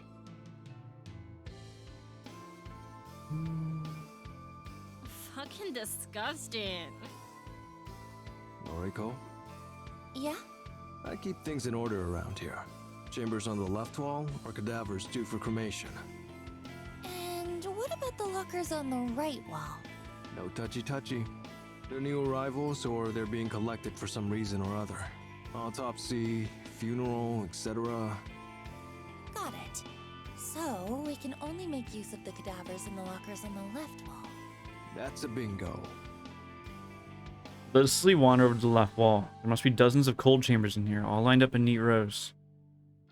Some doors are slightly ajar, and peeking inside reveals they're empty. The vast majority are sealed tight, the occupants sleeping soundly within. Hey, question. Shoot. How do I know who is in each locker? Like, if I wanted to get an old woman's corpse, do I just have to search blindly? Nah. Okay, then what do I do? Come here. Walk over to Konjiro and follow him to a large computer monitor mounted on the far wall. He taps on a little panel inset into the wall, and the shelf pops out, revealing a keyboard and mouse. Familiar with databases? Somewhat.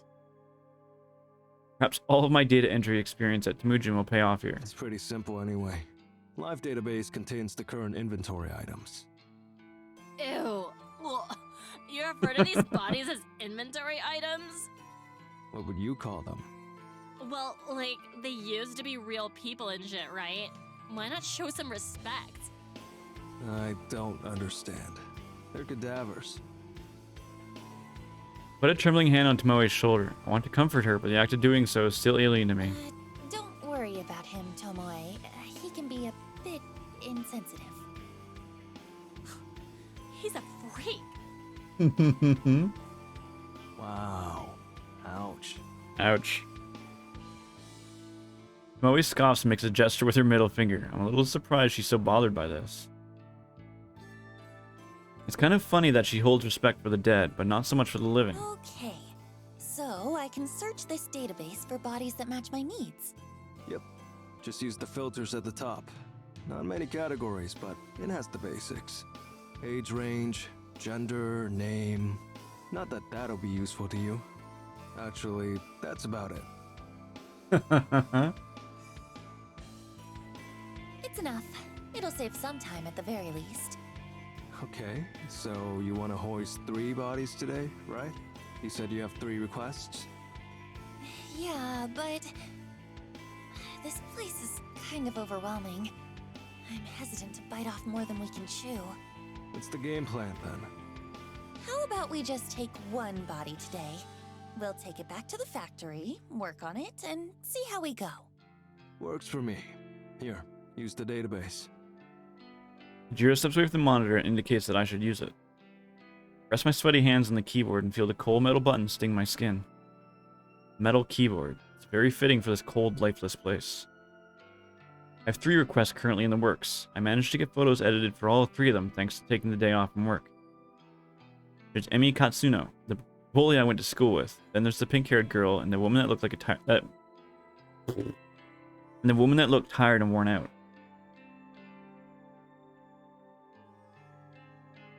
To try to find a cadaver that matches the appearance of those victims. I use the database's filters to search for females, and I narrow it down to the age range to young adult. There are a lot of hits. How many people are entombed here anyway? I skim through the list of results. Since their names are meaningless to me, they might as well all be identical. But the column of data containing cold chamber identification codes is interesting. I point out one of the results to Kojiro. Hey, how do I know what these numbers mean? This one here is 64AB. This one is number 31AA. Ah, okay. Letters correspond to location. First letter refers to left wall or right wall. Second letter refers to top row or bottom row. Give me an example. Okay, this one? Number 64AB. The A means it's on the left wall and the B means it's on the bottom row. Left wall. That's the side I can choose from, right? The body's due for cremation? Yep, So I could grab number 64AB if I wanted. up to you. But this one here, let's see, number 98BA. Could I grab that? No. The first letter is B, so that's on the right wall. No go. Not scheduled for cremation. I think I get it. Thanks. Make a mental list of cold chambers on the left wall that fit my needs. I'm going to start cracking open some of these sarcophagi. This is so fucked. Haha. That's a new one. Mad. Mad. Hope that my nervousness isn't showing. Can't believe I'm about to examine corpses in the flesh. Corpse Girl will be proud of me right now. As I walk over to the left wall of cold chambers, I catch a glimpse of Tomoe. She's standing by the exit, swiping on her phone as she taps her foot. I reach the first locker I want to look at. Here we go. There's a metal handle in the front of the chamber. It's paired with a release button, which I gather has to be pressed in at the same time the handle is pulled forward. I grip the handle tightly, press the button, and pull with all my strength. A hiss echoes through the morgue as frigid pressured air billows out of the chamber. The door is now wide open, revealing the darkness within the locker. I peer inside. I can make out the shape of a body bag laying atop a sliding tray inside the locker. I thought the body would slide out automatically. No? They just pull the tray out, like you'd pull out an oven tray. Take a deep breath and grab the edge of the tray, then slide it out. Thankfully, the thick rollers along the bottom of the rail do most of the work, and once it has momentum, the tray slides all the way out of the chamber. My prize is revealed at last, a musty, white body bag packed fully with a decomposing corpse. Now what? Just unzip the HRP, What? Jiro rolls his eyes. the body bag. Unzip it, but cover your nose. I do as I'm told. My left hand pinches my nostrils, and my right hand grips the tag attached to the bag zipper. I tug the tag down and drag it along the length of the bag. The zip makes a familiar zzz sound, and I smell the decomposing corpse and vomit on the ground and fall to my knees to catch... Okay? Vomit on the ground and fall to my knees, trying to catch my vomit and hold my nose closed at the same time. We just instantly pass out. Tears well in my eyes and I can't help but cry as the stench just strikes across my face again and again. The river bile of sick pouring down my clothes feels like a searing hot cattle prod against my skin. The sight of the corpse in the bag flickers in my vision and steers itself into my retinas. Wow, this is a fucking run-on sentence. And I can't get it out of my head. Even when I close my eyes, I can't get it out of my head. And I can't not see it anymore, and I can't help but think my own reflection of how much I resemble Noriko and Corpse Girl. Like, the run-on sentences just make my mind just blow up. I think Kojiro or Tomoe or Aoi grabs my shoulders and drags me away from the body, but Aoi isn't here anyway. My hands feel like it just like starts blurring stuff together. This is just one huge run-on sentence, and I can't do that. My brain just doesn't comprehend.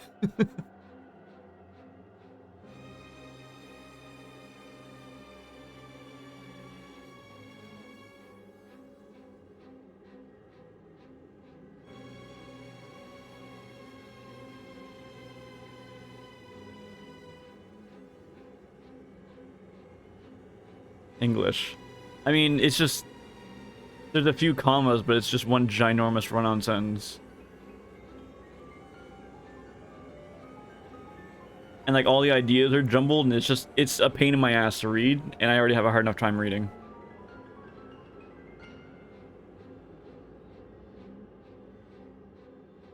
Or bitch.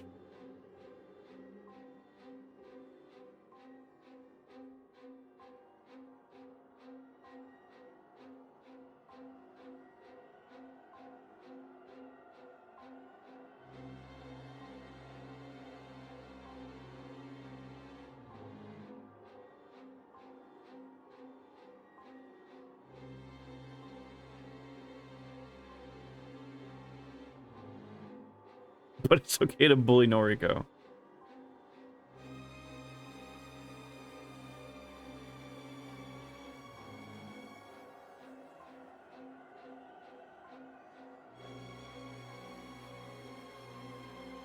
Fuck.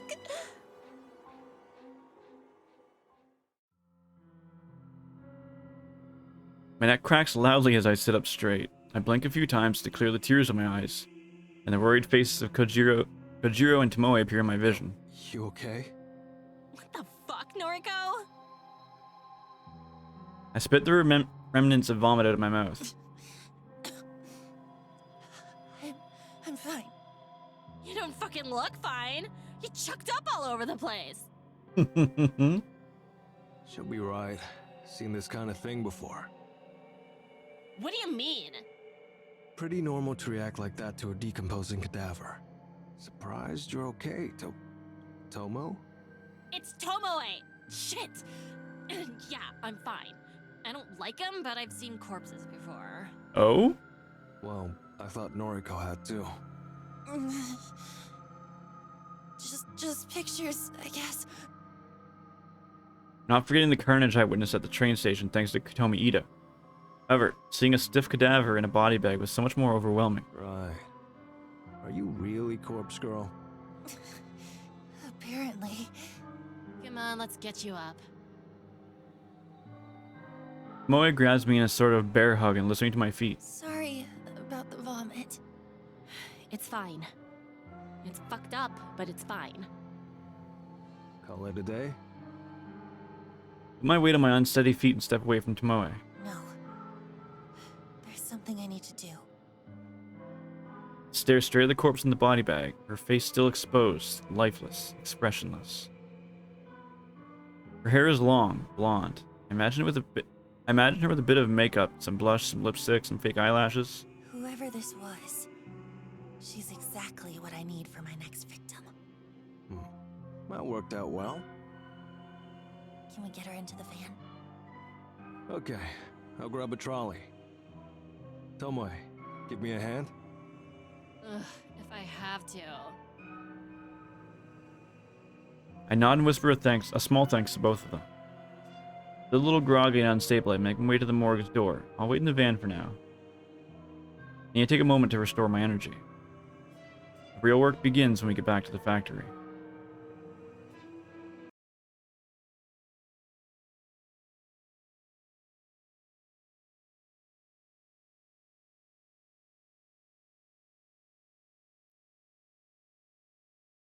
We arrive at the factory after a brief pit stop at my apartment to collect my makeup kit. Kojiro managed to fix the lock at the front entrance, meaning we didn't have to try and shimmy a cadaver through the side window. He even found a proper key for the place on one of the rusted workbenches. Tomoe helped to drag a workbench to the center of the factory floor, and we hoisted the cadaver on top of it. Kojiro unwrapped it from the HRP, which he explained simply meant human remains pouch. Staring down at the body before me, I now begin to wonder why it freaked me out so much at the morgue. It's just a body, a lifeless thing that was once somebody, but now has no meaning in its existence. It's kind of gross, but it's not really that bad. Ugh. I'm glad you've come around, but I still don't want nothing to do with it.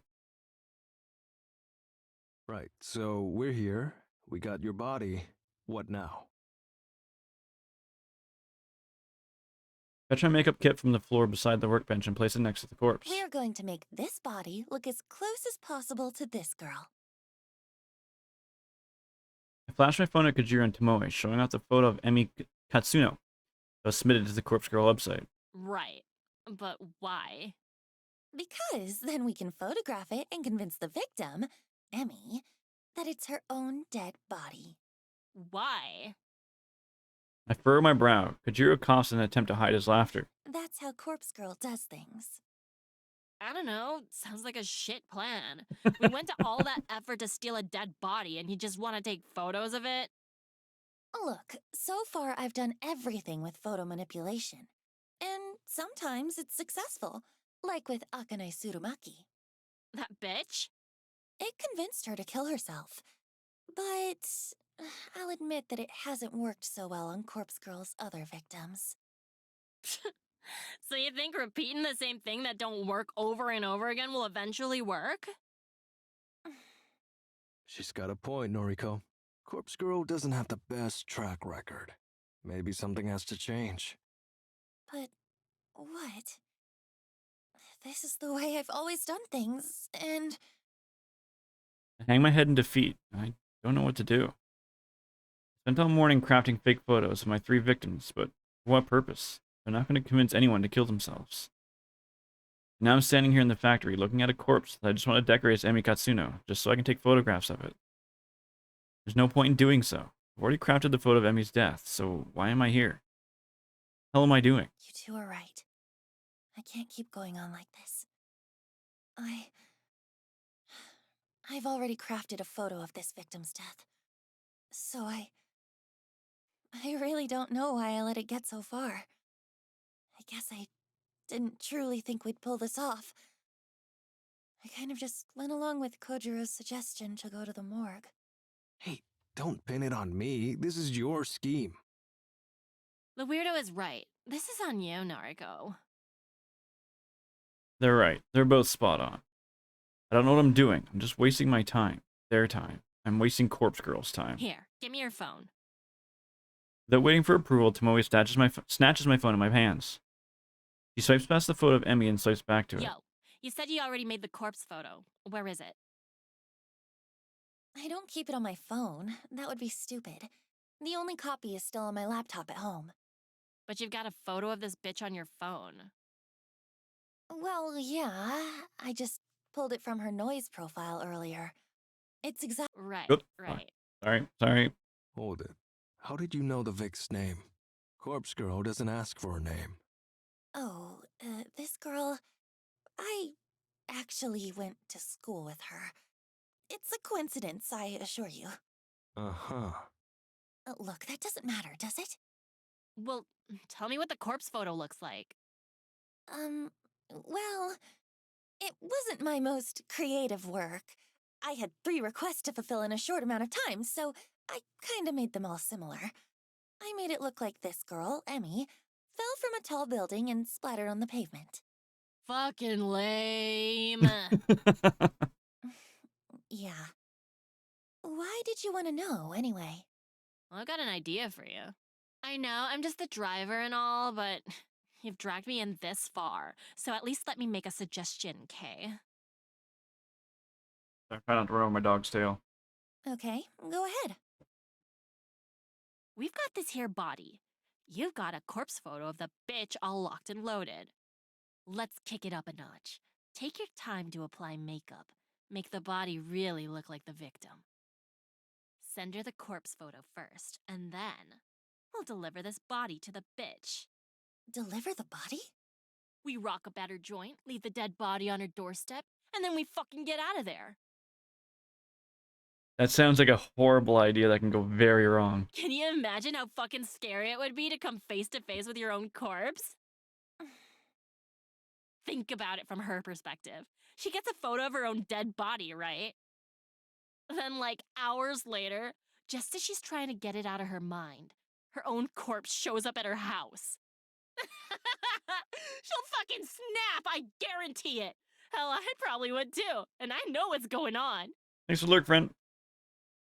Can't believe it. Tomoe's completely lost the plot.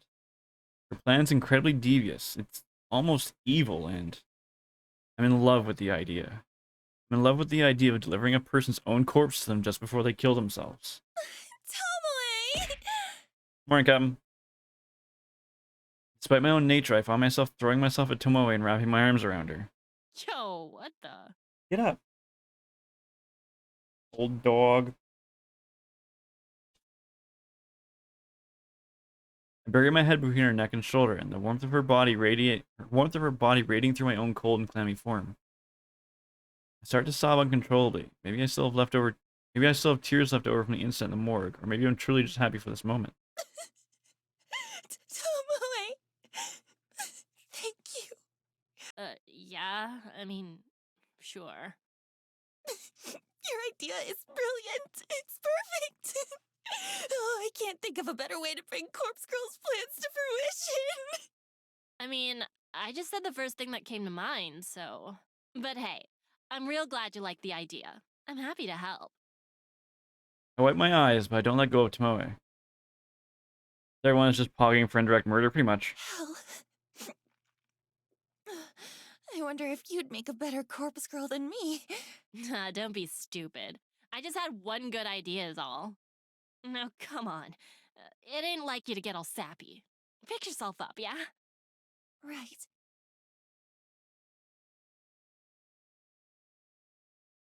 In a moment.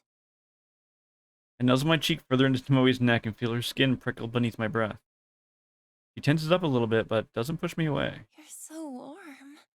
Jeez. Come on now, we've got work to do.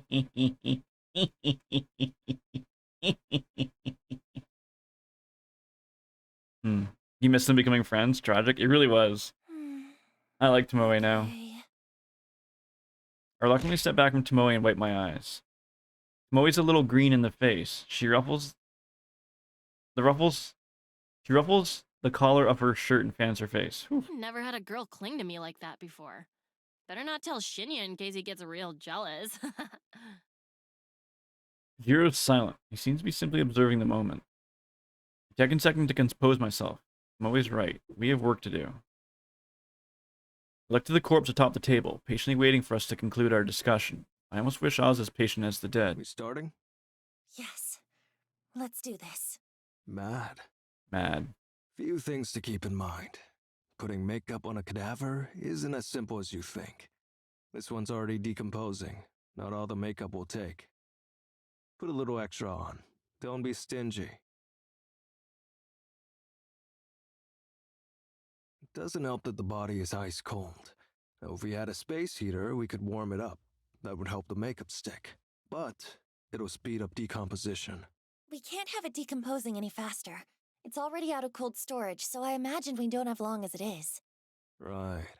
We're going to want to deliver it to your Vic soon, like less than 24 hours soon. That's fine.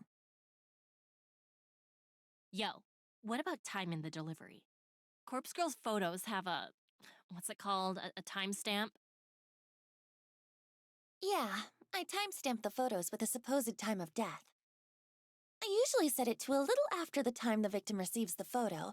Sometimes a few hours, sometimes a whole day. Finish Hocus Pocus 2. That's not the Lindsay Lohan movie, is it? Uh-huh. I get it. The movie rings a bell, but I can't put the actor's name. Well, like, for best effect, we're gonna want to deliver the corpse before the time marked on the photo, right? That way, No? the Vic gets the Okay. photo and the corpse before the set time. Creates a kind of ticking time bomb. Should convince him to off himself before time's up. That makes sense. I think that's the best way to do it. I don't know how I would react to this. If I got a photo of my own corpse, and then I looked outside and my corpse was outside like my window or some shit. I don't know how I'd react to that.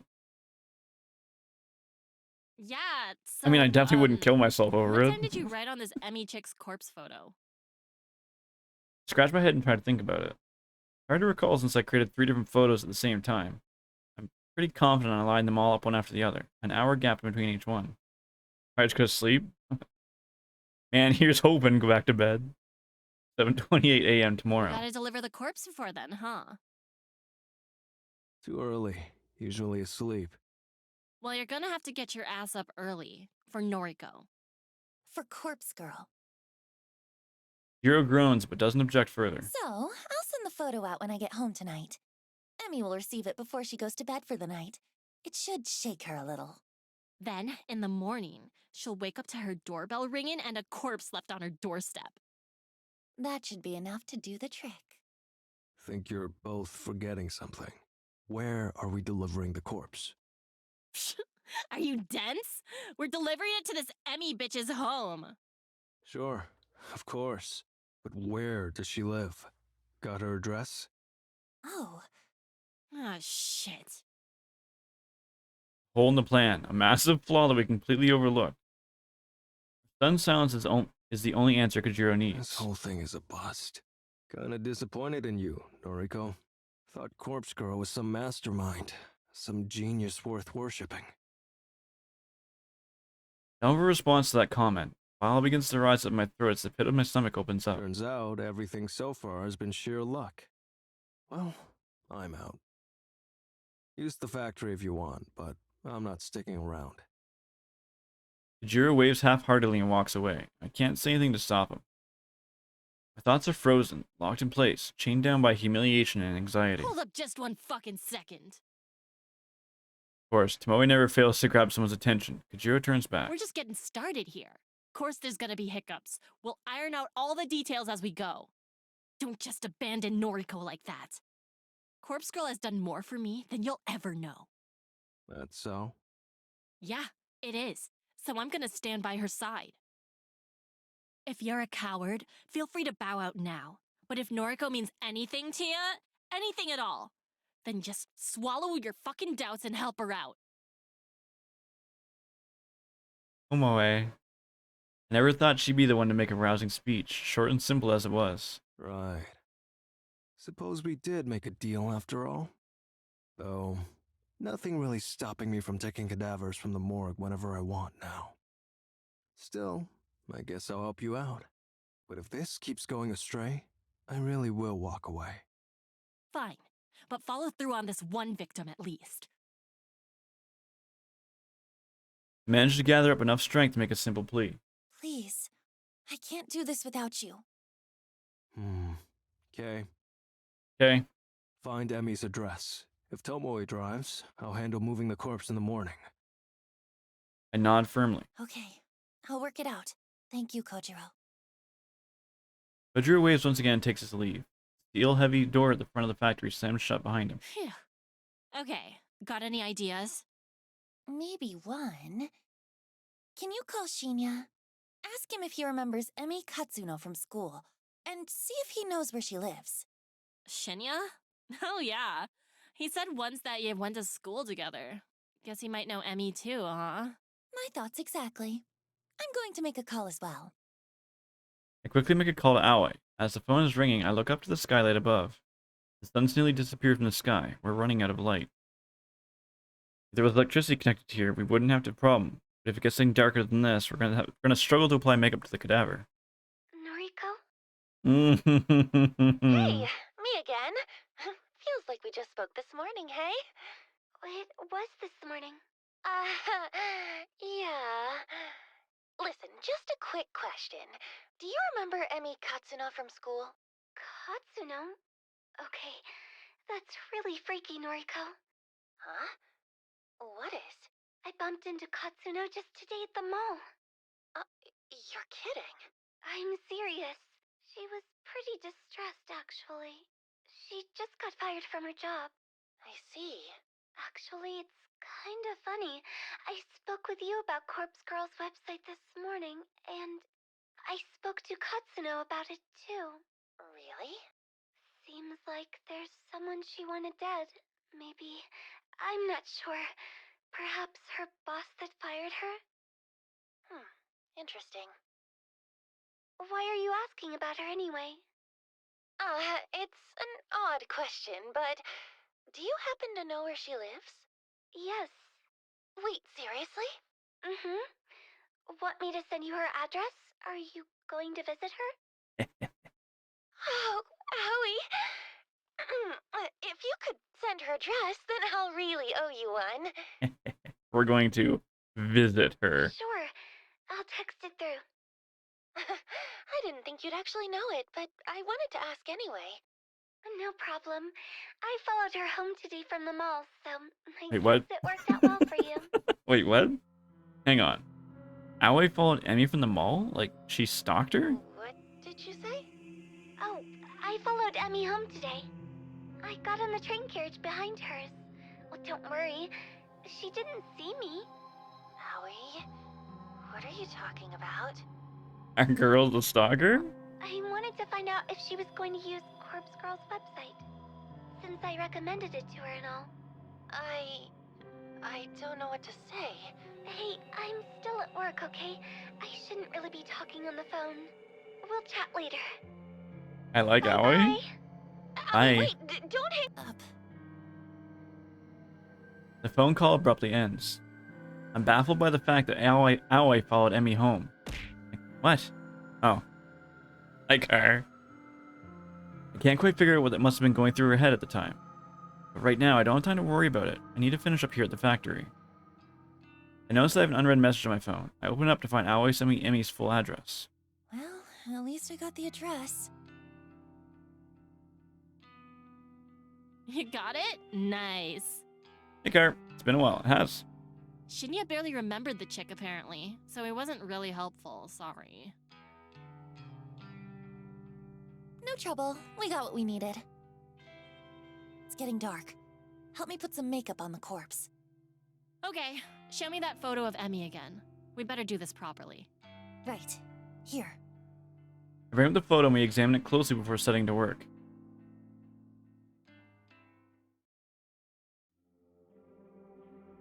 By the time I get home, I'm completely drained. I have barely enough energy to open the front door. Gotta go. Good luck in class, friend. Aoi secretly wants Noriko dead. She says she wants the person harassing her dead, but we never found out who sent the corpse photo of us into the website. So I think it might have been Aoi. It was an ordeal. It dragged on forever and ever, and yet it still felt like I didn't have time to get everything done.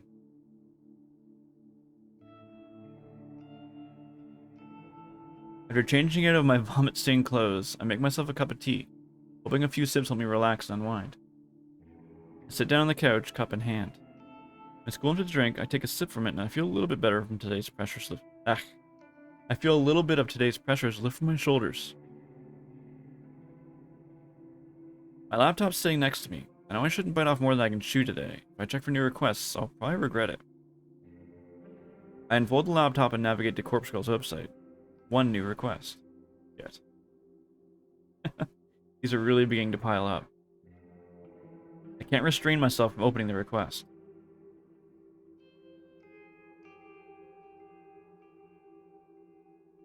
The request came in while I was busy with Tojiro and Tomoe, right around the time we were at the morgue.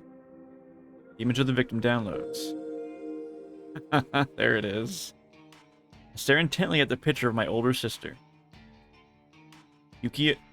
Yuriko Kurosawa. 28. Senior high school dropout. Currently on parole after a short second stint in prison. Yuriko. What are the odds of you appearing here, on my screen, in my life, at this moment?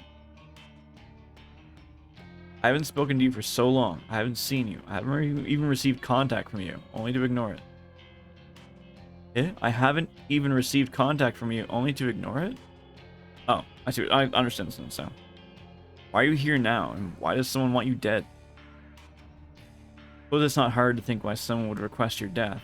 I'm sure you have lots of enemies thanks to the crew you run with. But for someone to actually use Corpse Girl's website to request your death? It's coincidental. Too coincidental. It's like everything's been happening lately. Yuriko. I hate you so much. You abandoned me when I needed you. You abandoned Mother, even though she abandoned us first. I hate you. Corpse Girl never refuses a request. It's one of her convictions. I'll never refuse a request. Close the laptop lid and rub my eyes.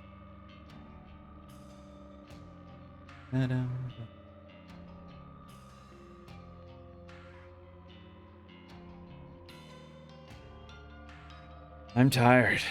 I'm fucking tired. Wait, did we send the photo?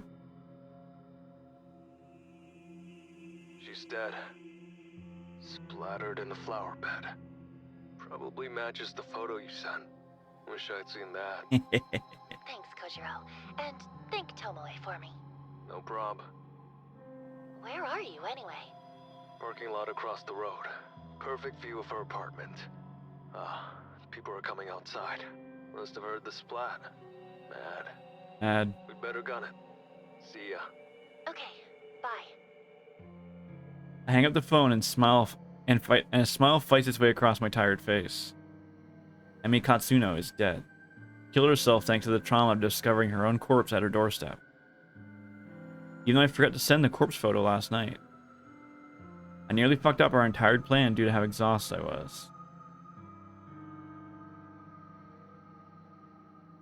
By some stroke of luck, I managed to wake up early this morning. Thankfully, my first thought was send the photo. Emmy would have received the picture only an hour before the time marked on it. That was a close call. A very close call. I can't help but wonder if it worked in our favor. Kojiro and Tomoe rushed over to her apartment to deliver the corpse, forcing Emmy into confrontation with the photo, an imminent time of death, and then the delivery of her own corpse, all within the space of an hour, worked to our advantage. It works so well that I'm starting to consider making this our regular mode of operation. I glance at the burner phone on top of the coffee table. Since Emmy's already dead, there's no point in me waiting 24 hours to discard it. I'll get rid of it right away. After that, I'll have to figure out what to do about the other remaining requests. I still have 2 photos of victims that I've crafted on the same day as I made Emmy's photo. With all the urgency of plotting Emmy's demise, I didn't have a chance to send them. I'll have to edit them a little bit because of the timestamps I'm now out of date, but that's okay. It's a quick fix. And then there's the request for Yuriko. I'll need to deal with that too. Eventually.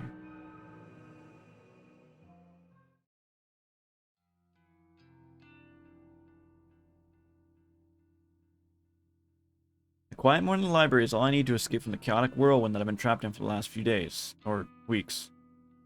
This place is silent. As usual, there aren't many people around.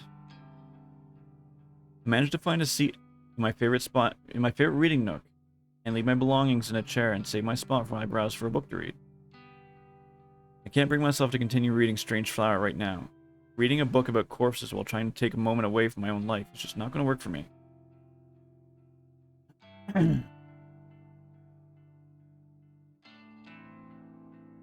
scanned the bookshelves and looked for something light to read. Am I in the mood for a comedy? Probably not.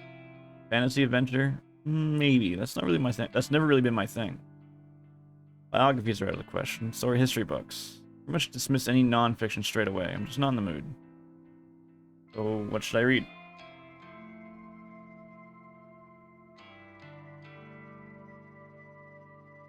In jail time? No, they need doom and death. I thumbed through a couple of trashy romance light novels. The covers look appealing, and with attractive characters smiling and holding each other and falling in love. But the content within each one is utter crap. Housewife looks for love after her husband vanishes. The vampire lord seeks his vampire queen. A college student falls in love with his professor, only to find she's his long-lost sister. Ugh. I'll drivel. I could write better stories than these, but maybe everyone thinks that way. Defeated, I put all the books back on the shelf and return to the chair I saved. I take a seat and simply browse through my noise feed on my phone. A few photos from acquaintances, comments on weather, a short essay on human rights, even a poem written in poor broken English. Trash. All of it. I used to love the inside of other people's lives. I lived for it. I thrilled on it. I used to be aroused at the smallest glimpse of inside someone else's life. I couldn't go more than a few hours without browsing noise. Isn't she into girls? She is. But now, something is different. Something inside me's changed. I want to say that I've recently become cynical, jaded, but that wouldn't be accurate. I've been this way as long as I can remember. The appeal of voyeurism just isn't there anymore. My growing ability to manipulate the lives and deaths of other people has ruined any pleasure I once gleaned from simply spying on them. I need more people to die.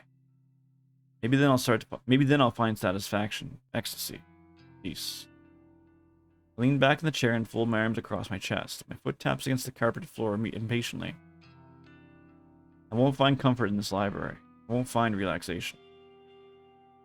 I'll only find whatever elusive feeling I'm looking for once Corpse Girl's work is complete. Can't rest yet, not while things are beginning to escalate. I could be orchestrating the deaths of 3 people right now. 2 women that had their deaths request at the same time as Emmy, and my very own sister, Yuriko. People are counting on me. People counting on Corpse Girl to deliver her judgment. I hoist the straps of my handbags over my shoulder and stand up. Time for Corpse Girl to usher in a new era of human suffering.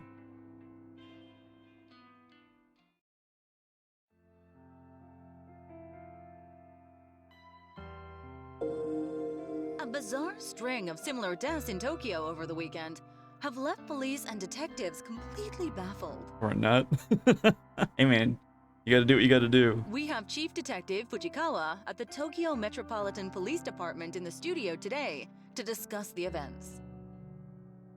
According to eyewitness reports, a young woman plummeted to her death from an apartment building on Saturday morning.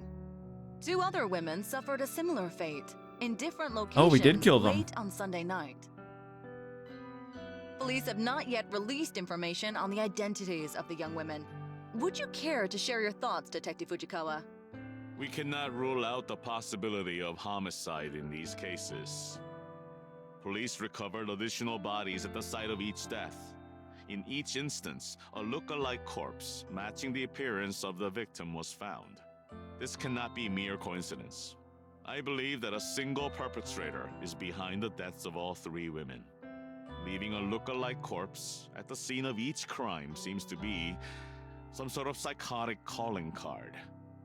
It's clear that the death of each victim was premeditated. In cases like these, the perpetrator is often looking to be caught, even if only subconsciously. It won't take long to track them down.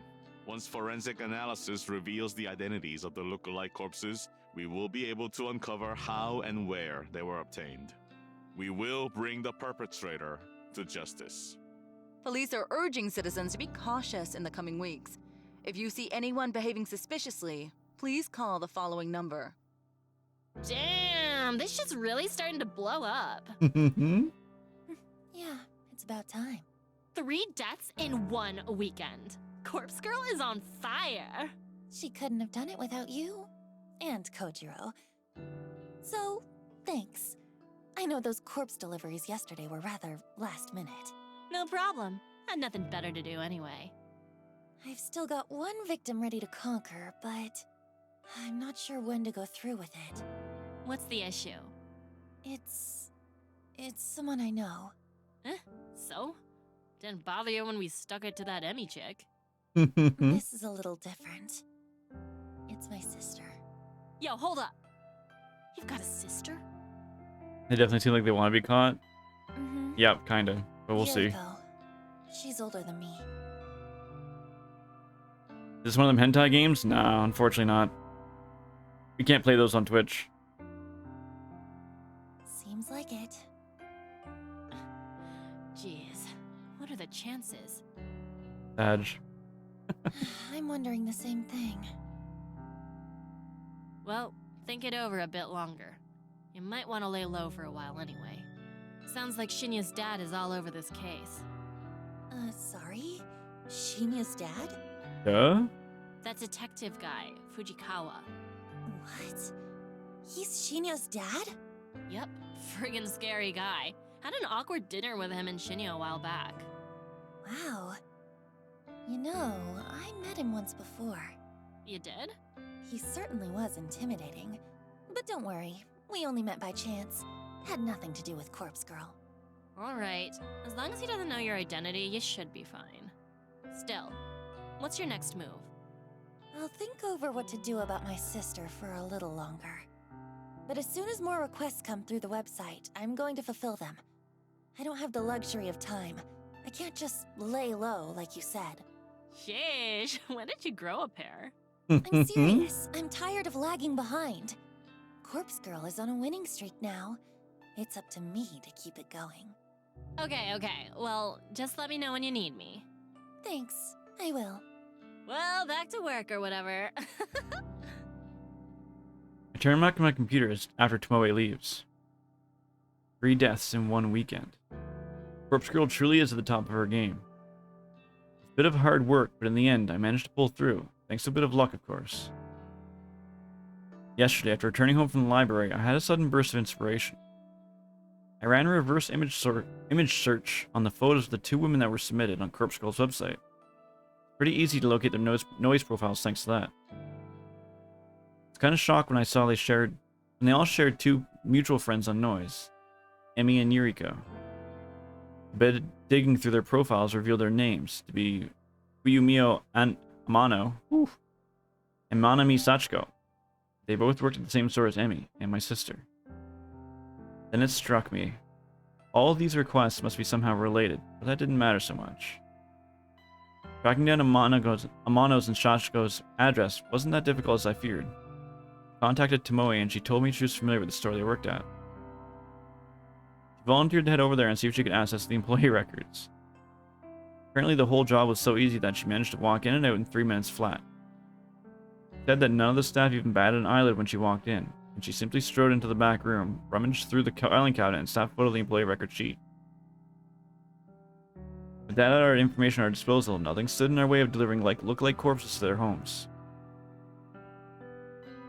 A few hours shared between the morgue and the factory. It was done. Both Amano and Shashiko killed themselves within an hour of each other. So far, the kill rate of delivering photos and then a corpse is 100%. I can only imagine the thoughts that must go through someone's mind when they're faced with their own corpse. Looming dread, hopelessness, the fear of inevitability have proved me so overwhelming that suicide becomes the only viable option. Because of this development, I've finally ruled out the possibility that Corpse Girl's victim is being murdered by some mysterious stranger. I only ever invented that theory due to the strange circumstance in which Rui Hatano died.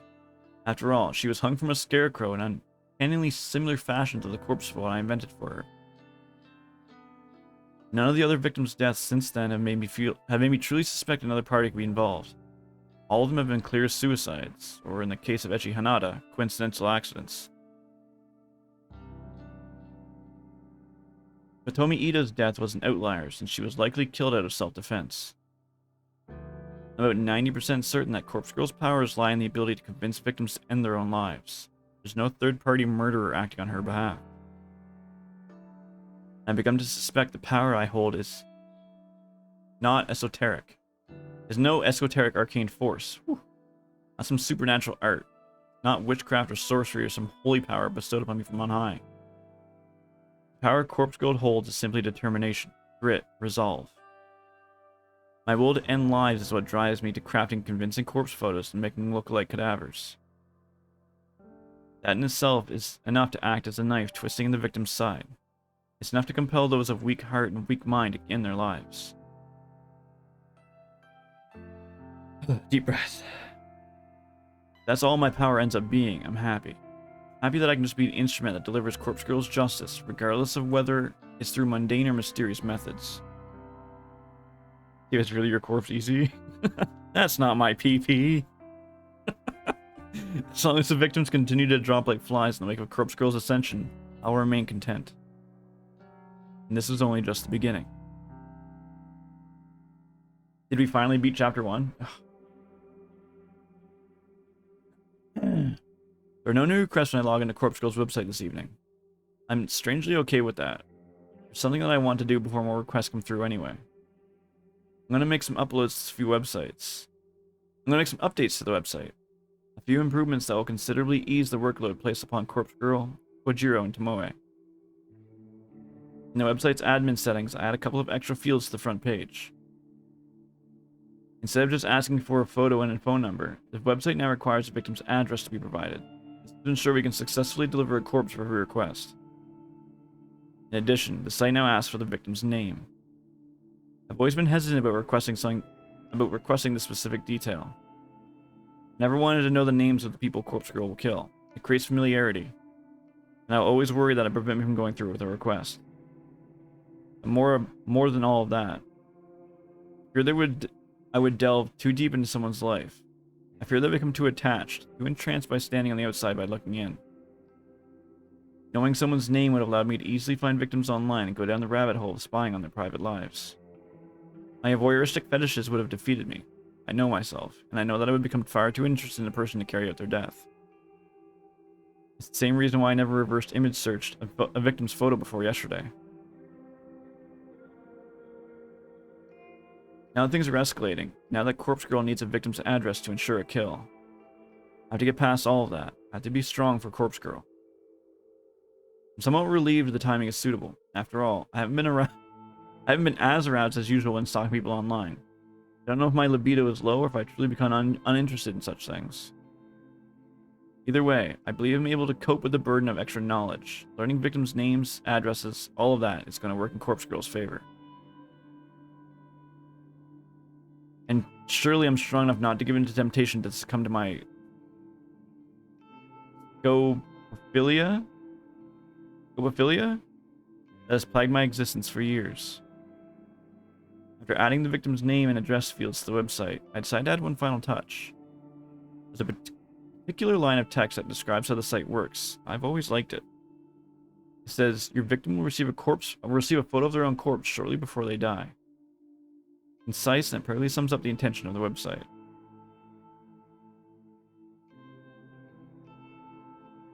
But I guess that's good. They should get gut. It's just turning into, like, I have a feeling this is just slowly going to turn into Death Note. However, it needs to be updated to correctly apply Corpse Girl's new modus operandi. Jesus Christ. I am not having a good time tonight.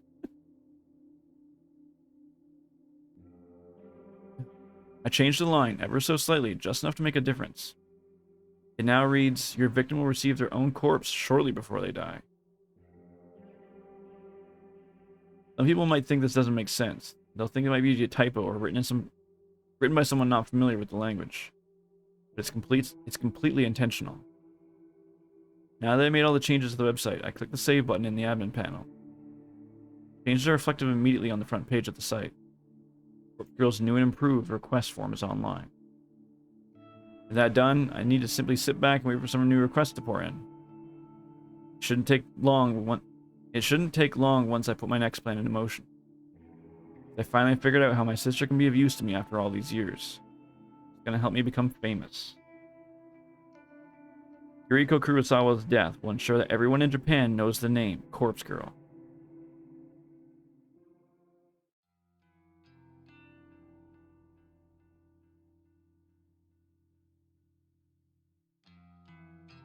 Ugh.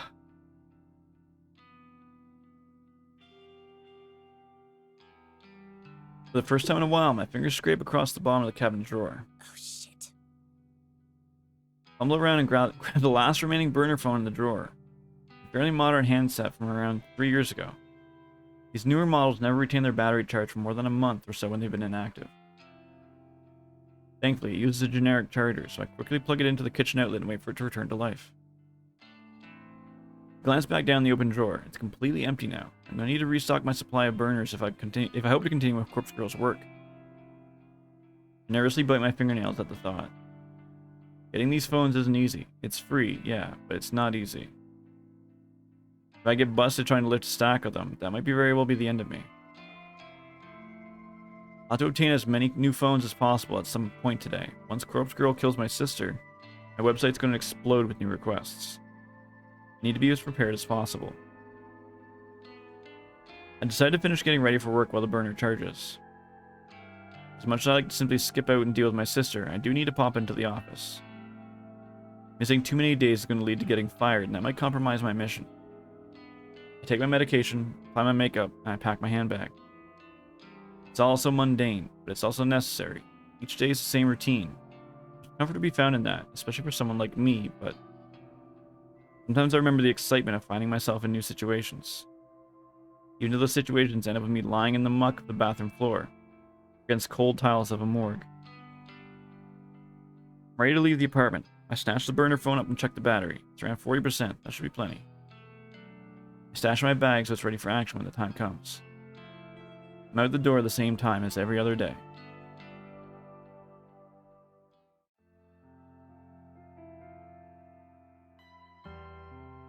I find myself alone in the office well after the work day has ended. Whew. Brain, come on.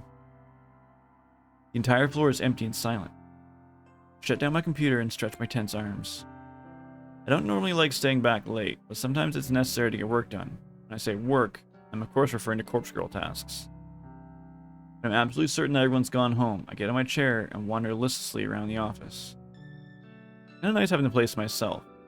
Like my own apartment, only bigger and colder, and without that terrible odor of mold that permeates the walls. Woo! I notice quite a few people tend to leave their belongings at their desk. Nothing too valuable. The occasional coat, hat, or a pair of headphones. Should somebody of low moral character wish to steal them, there'd be nothing stopping them. Personally, not interested in any of that. I walk to the other side of the office floor and reach the seniors' cubicles. Even the seniors leave important things laying around. There's a gift bag with the cake shop logo on the front, company credit card, a few personal bank statements. The contents of the drawers are where the real gold is found. As I rifle through one drawer in particular, I find exactly what I'm looking for. It's an old Noise brand phone, a few models earlier than my own. It slips in my handbag, right alongside the burner phone I brought from home. Close the desk drawer and gently piece into the next cubicle. Reading's getting harder and harder each stream. I'm just really tired today, so my brain is just not keeping up. The top drawer here contains a flip phone, a familiar classic. It'll serve me well. Into the handbag it goes. One of the main problems I have with this company, any company in fact, is its wasteful attitude of management. Executives, seniors, and even some junior staff are provided with company phones. Basically, if you're expected to make calls on the job, the company will issue a phone so you don't have to use your own. However, with the rapid evolution of modern technology, phones often find themselves replaced or upgraded before they cease functioning. Management doesn't care about recycling or repurpose unused, obsolete phones. The devices simply drift into the bottom of drawers or storage cabinets, destined to become forgotten within moments. Am I really doing the wrong thing by taking these phones off the company hands? It's not like I'm stealing personal property from employees. I'm only taking what the company is likely to write off as a business expense. This is a multi-billion yen company. They're really gonna miss old, outdated device? They might.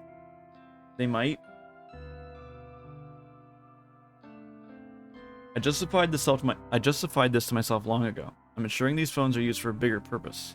There's nothing bigger than fulfilling Corpse Girl's ambitions. As I swipe the 4th or 5th phone, I hear the ding of the elevator across the office floor. Shit. Someone's here. I need to get away from the cubicles without being seen. Noriko, is that you? No. Must have ducked down a second too late because the voice identified me correctly. Scuttle forward on my knees just a little bit so I'm not close to the cubicles. When I get to my feet, I'm halfway between the seniors employee area and the junior open plan desks. Shinya?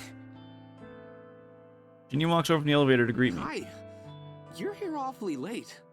What were you doing over there? That is, if you don't mind me asking. I had to pee. Oh, Had to pee? I lent my USB drive to one of the seniors earlier and they didn't return it, so. Oh, did you find it? Nope. Oh well. I'll ask about it tomorrow. I could help you look if you like. Seriously, it's okay. I'm about to head home anyway. What are you doing here? I left my wallet at my desk. Can you believe it? Luckily, I remembered before I took Tomoe out for dinner. I would have appeared to be quite the buffoon if I'd been unable to pay for our meal. Quite the buffoon. Yeah, I suppose so. Hey, how are things anyway? Things with Tomoe are great. Good for you, We are Shinya. truly in love. Well, okay, not exactly what I meant, but how are things here? I mean, what happened with Kotomi and... Ah, that whole kerfuffle. Can you believe Miss Ida is dead now? Is it wrong of me to say that I'm happy she's dead? Is that an awful thing to admit? I gently shake my head, but I don't interrupt his train of thought. It's so bizarre. Especially considering our relationship and how determined she was to end my career. It bothers me that Shinya is still referring to the conflict between him and himself and Kotomi as a relationship. But it would seem that she was the only one with animosity toward me. As such, the other executives said I'm welcome to work here as long as I like. In fact, they were even generous enough to give me a small salary raise. Good for you, buddy. Wow! That's great, Shinya. I'm really happy for you. Thank you. It truly was a struggle there for a little while. Before my brain can even register what I'm saying, the following words tumble out of my mouth. Do you want to talk about it? Noriko, I know that I haven't been as open with you as I should have been. Maybe talking about it will help me put the whole thing behind me. Bite my tongue as I try to think of a way to back out of the situation. Oh. You know, if you're uncomfortable talking to me, maybe Tomoe can help? My objection's met with a smile. Looks like I'm in too deep now. Tomoe means well.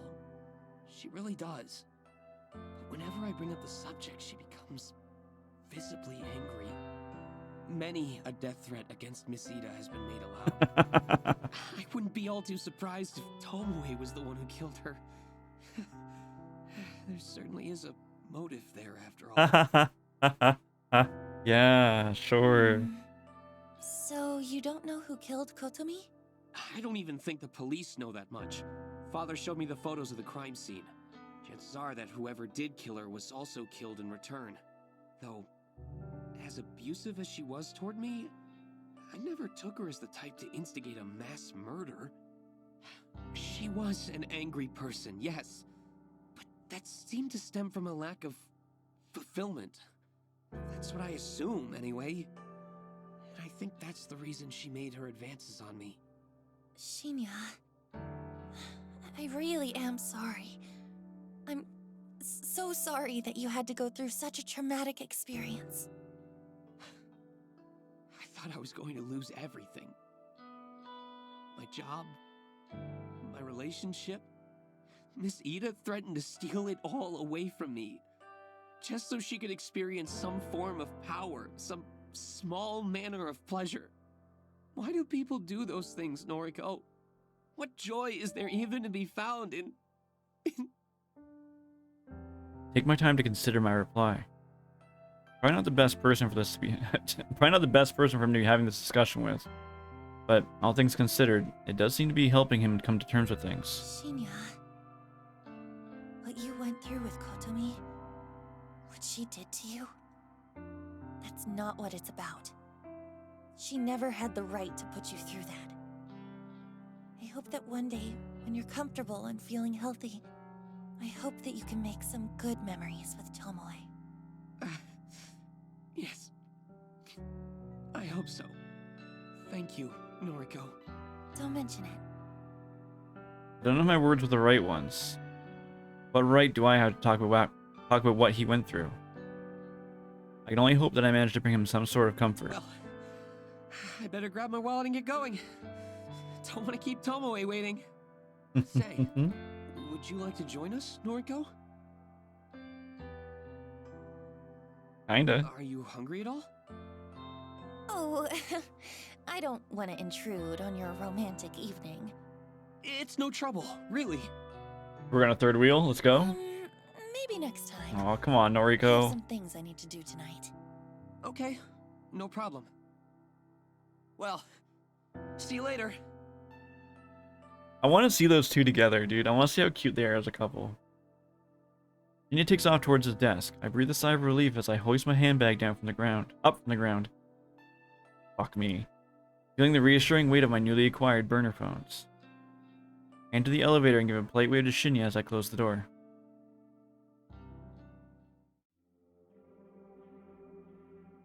Give me a call back when you leave the restaurant. You want me to drive tonight? It has to be tonight. We talked about this.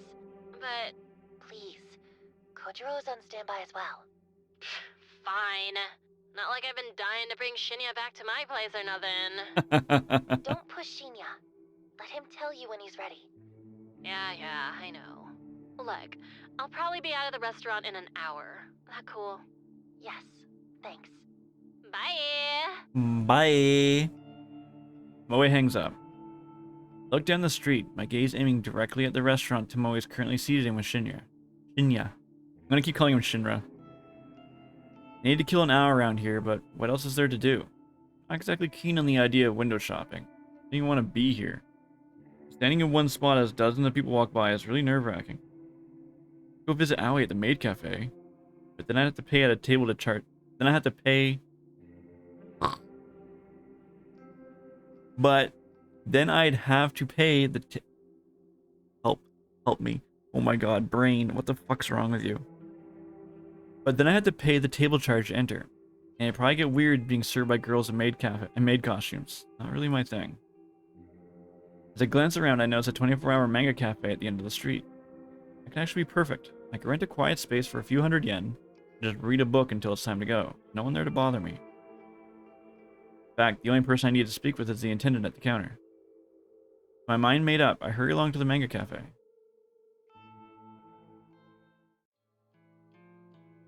Pretty late. Come on, you're a night owl. Okay, What we are look you really complaining good with a about? friggin' lab coat on. Just making chit chat. Well, instead of talking, how about you hold that flashlight still? I can't see what I'm doing with you waving it around. Yes, ma'am. Yes, ma'am. I'm nearly done anyway.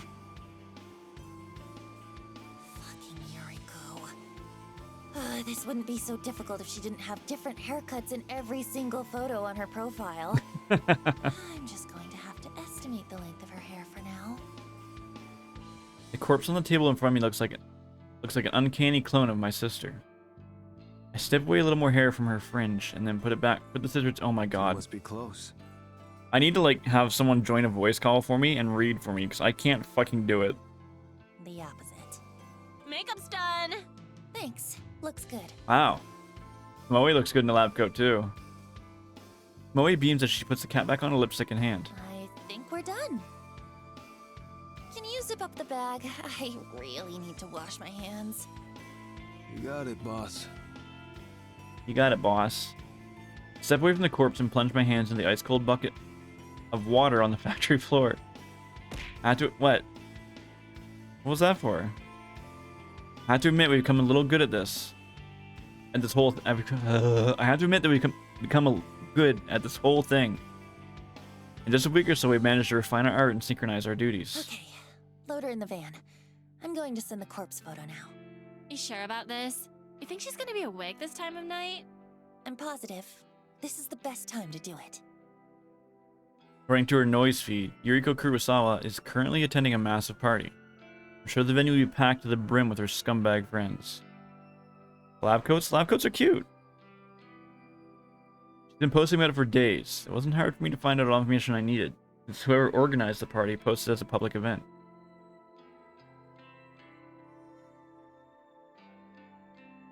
Yuriko's about to receive a photo of her own corpse.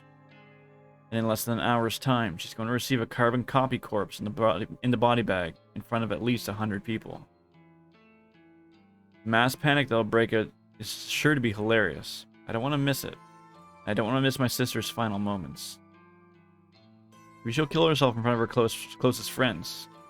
Or maybe the terror will slowly eat away at her and she'll go home first before deciding she just can't take it anymore. Happy with either result. She's finally going to get what she deserves. I hate her so much. She's a low-life degenerate, a delinquent, an utter scum of the earth. And she never calls me, that bitch. I doubt she remembers I even exist. Ready to go? Snap out of my thoughts and look at my phone. I've been subconsciously holding it in my feeble grip. It's the burner I picked up from home earlier this morning. Yuriko's corpse photo is glowing on the screen, ready to be launched into the network. And I hit send. Okay. Kojiro nods and hauls the zipped up body bag onto his shoulder. The weight of the cadaver inside causes him to stumble a little bit. He regains his balance and shuffles towards the factory entrance. I examine the body bag as Kojiro carries it. Same white HRP that we picked up from the morgue, but I made a rather nice adjustment to it. In big bold letters scrawled across the sides in purple and black permanent marker, it says, "With love from Corpse Girl." Underneath the massive letters in smaller script is Corpse Girl's website address. A scribble of a cute anime girl decorates the other side on the bag. It's the same character that dances animatedly on Corpse Girl's website. Moe told me this was a bold move. Kojiro didn't seem to care. Yuriko Kurosawa was about to become publicly executed. Tonight's the night that Corpse Girl becomes known to the world.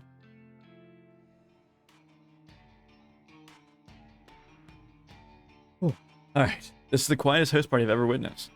I only managed to catch a glimpse of it before Kojiro shields my eyes with his ice-cold hand. I want to object to him censoring my vision, but the smell of blood causes me to slump against his shoulder. I resort to whimpering quietly as he places me on the ground. The vision of the party... Eh? What are we doing? The vision of the house party is from hell is still vivid in my mind behind the closed eyelids. It's not like I've been to too many house parties in my life. In fact, when I really think about it, I don't think I've ever been to a single one outside this moment. I've seen them on television and in the movies. Always loud, music blaring, people dancing, making out. The scene I witnessed doesn't look like any of that. I'm pretty sure dead bodies don't line the floor at regular house parties. Pretty sure trails of blood aren't on the guest list. The party's weird. The walls are slashed, the glass is broken everywhere, specks of blood darted across the furniture. Someone in the next room sobbing quietly. One above, perhaps inside the ceiling, is groaning. Kojiro's sitting next to me now. I can't imagine a bored expression hovering over his features. He still has my hands over his eyes. Other way around. Flip that around. He taps the fingers on his other hand against the body bag beside him. His digits drum out a rhythmic beat upon Yuriko Kurosawa's clone, still zipped up and sealed inside her temporary coffin. I think Tomoe is still in the van. She says something about not wanting to get messed up. I never planned on entering this party, but Kojiro dragged the body inside, then returned shortly after and told me I should come take a look. So here I am. Here I am, blindfolded by Kojiro's misguided attempt to protect me from the carnage I unwillingly unleashed. I asked him if he killed all the people here. He said no. I'm supposed to believe him. I managed to squint through a gap in Kojiro's fingers momentarily. Blurred shape of 4 or 5 bodies from the floor in front of us. There's a stray arm lying limply on the chair that's currently unaccounted for. Kojiro presses down firmly against my face, my vision darkens once more. I hear his voice and imagine his calm demeanor in my mind. Thoughts? Don't know. I haven't managed to sort out my head just yet. Sister's over there. Well, a corpse that looks like her, at any rate. Give me a second. Okay. Kojiro releases his grip from my face. I stand. I tiptoe forward, stumbling thanks to my still blurry eyes. I can make out the shape of a sofa close to the wall, and I approach it carefully.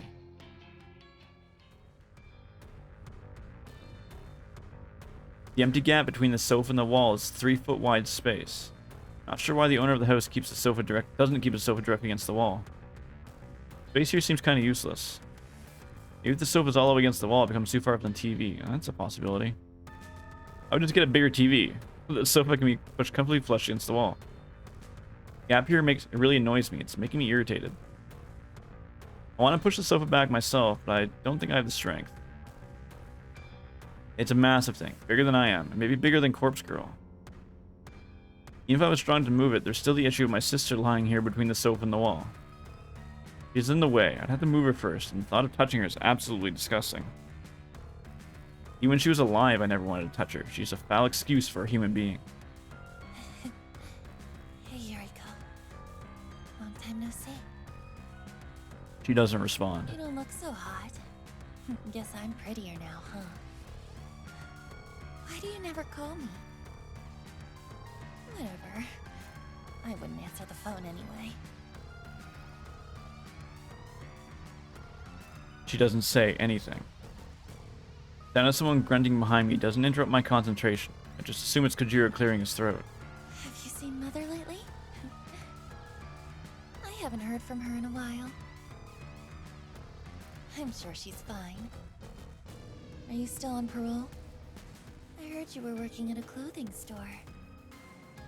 Yeah, I'm fine. I'm working for Temujin at the moment. Yuriko nods. It's okay. There are worse jobs, I'm sure. How did you get that cut across your throat? Is that actually her sister? Yep, we met her at the start of the game. Does it hurt? I reach forward and slip my fingers into Yuriko's gashed throat. When I remove them, the green blood dripping down into I frown at the green blood dripping down into the gaps between my knuckles. That's disgusting. Remember when you bandaged me up after I busted my knee? You said Mother would be mad if she found out that you hurt me. So you tried your best to fix me up before she got home. She found out, though. I think she's going to find out about this, too. There's no way you can keep this from her, Yu. Yuriko smiles gently. I wipe the blood onto my skirt. Oh? Him? That's Kojiro. He's a friend. No, there's nothing between us. Hear a grunt from behind once more. I know. You're actually nicer than I remember. Well, we walked through the whole house is filled with bodies apparently, so it's not just her in here. Why couldn't you ever be this nice when we were kids? If you'd been this nice to me, then maybe I wouldn't have spent my entire teenage life wishing you would drop dead. Oh, I guess my wishes came true after all. Yuriko laughs along with me. It doesn't sound like the laugh I remember. It's more like a gurgle, like she has something caught in her throat. A trickle of blood pours between her lips and she coughs. Oh, do you need a tissue? Here. I unzip my handbag and retrieve a tissue. And hand it to Yuriko. She tilts her head and sprays the rest of her blood from her mouth. Noriko. Okay. I gotta go. Say hi to Father for me. I leave Yuriko behind.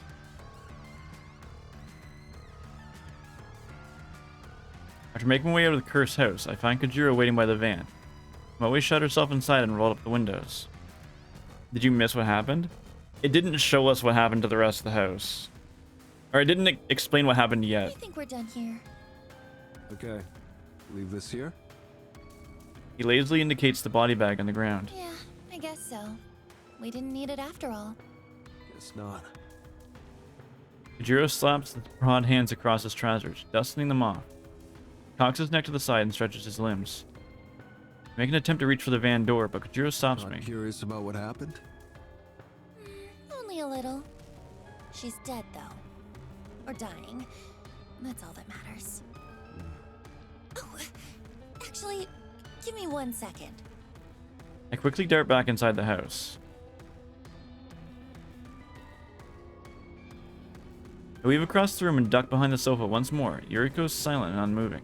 I do my best to push her to the side with my skeletal arms. She budges an inch or two, and I find what I'm looking for, her phone, buried between her ass and the carpet. I turn on the screen and find there's no fingerprint or passcode lock. The photo of Yuriko's corpse, the very photo I sent to her earlier, is still on the I screen. guess she did receive the photo then. Maybe that's all it took this time. She must have been pretty freaked if she killed all the people here. This is like the Kotomi Ida situation all over again. My voyeuristic tendencies flare up and I decide to look through the rest of her photos. I swipe across the screen just once and nearly jump out of my own skin. Yuriko received a photo right before she received the one I sent. It arrived 10 minutes before my photo. Another image of a corpse. Another photo depicting her death, but it's completely different from the one I crafted. What the fuck?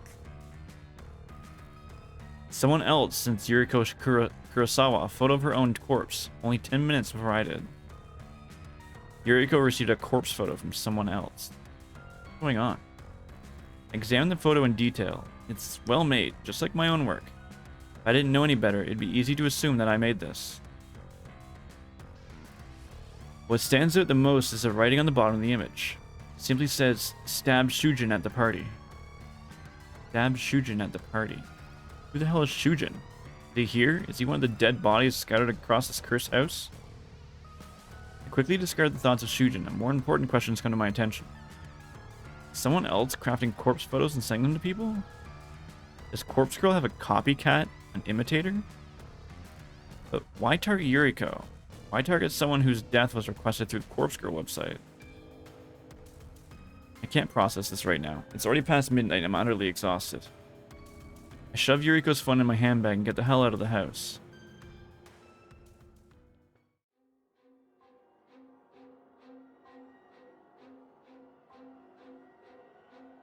Today's not a suitable day to go to the office. Today's not a suitable day to wake up and shower. Today's not a suitable day to force those tiny pills down my throat. Today's a day to lie in bed and lie in bed and rest my face upon the pillow and peaked with yesterday's makeup. I don't know what time it is, and I don't really care. My phone's buzzed several times, but I simply don't have the energy to reach over and look at it. I wanted to stay here and be warm and comfortable and not think about anything. I don't want to think about the house party last night, but I keep thinking about it. I don't want to think about finding Yuriko's body in that irritating, useless space between the sofa and the wall. I don't want to think about my sister's final words to me, those bitter syllables that she used all of her remaining strength to force between her blood-soaked lips. I don't want to think about the fact that I'd probably have said the same thing if I were in her position. I don't want to think about the possibility that someone else was responsible for Yuriko's death. It's supposed to be Corpse Girl, me. I'm supposed to be responsible for my sister's death. Someone else caused her death. How dare they steal that from me? Copycat, and nobody. The more I think about it, the more I find myself thinking. The more that I don't think about it, the more I find myself thinking about it. Why would somebody copy Corpse Girl's methods?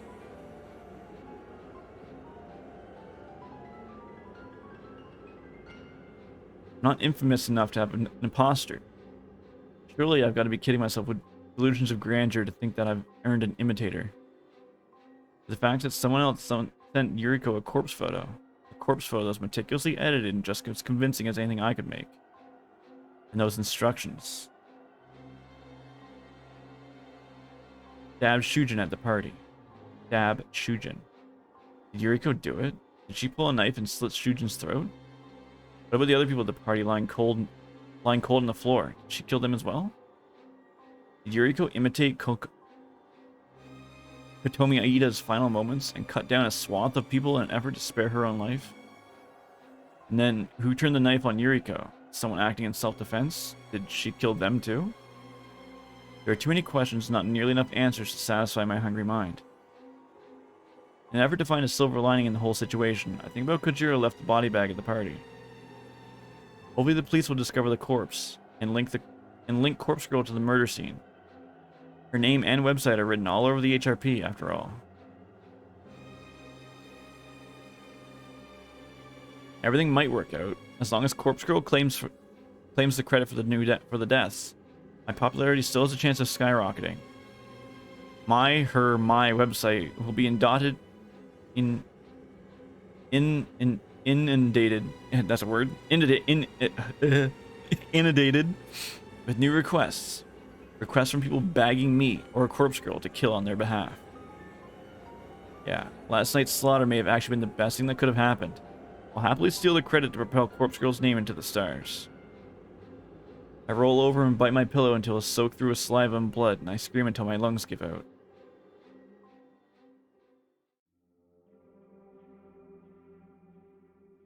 The house party from hell is all over the news. It's being live streamed. It's all over noise. And it's all anyone's talking about. I didn't expect anything less.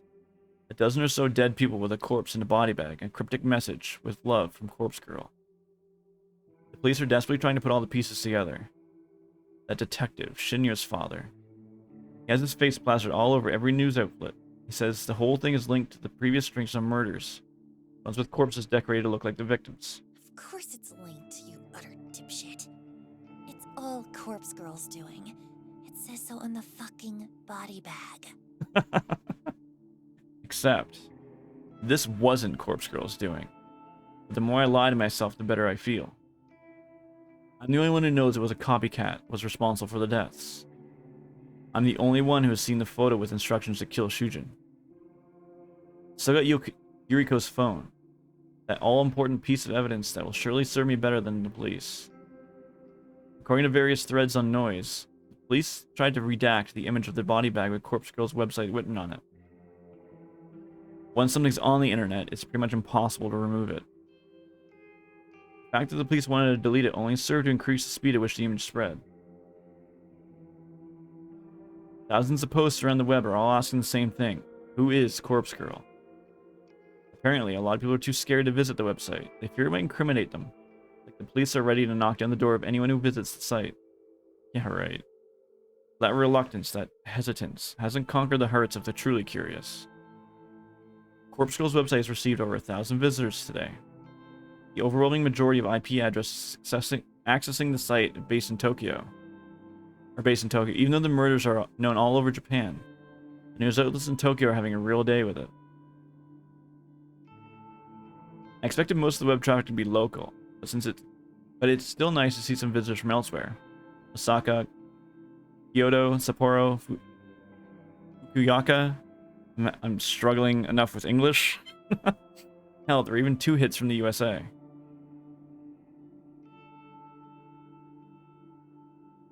Corpse Girl's finally becoming well known. However, despite the influx of web traffic, not a single request has been made. I pout my annoyance and I stare at my laptop screen. The request inbox shows no unread messages. It's almost too difficult to believe. One of the changes I made to the site's front page have deterred people from using it. I'm asking a lot more information now, a victim's name and address when necessary to submit a request. I'm about to shut down my laptop in annoyance when a little detail grabs my attention. Last message in the request box. Stamp with the time and date, today, 5:45 p.m., about 15 minutes ago. This request can't have come through in the evening. It's been marked as read, which means I already opened it. Curious, I click on the message. The photo that downloads is of someone I've never seen before. An unremarkable man, but someone that I would instantly recognize if I'd previously opened this request. I return to the inbox and examine the times and dates of each message in closer detail. Every message is marked as read, so I assume there were no new requests on the previous day. It seems that I'm wrong. Messages are all from today. There's a page full of requests that have been made since just this morning. 25 in total. Holy shit. Why are they all marked as red? I haven't seen any of these. Someone hacker-manned our website.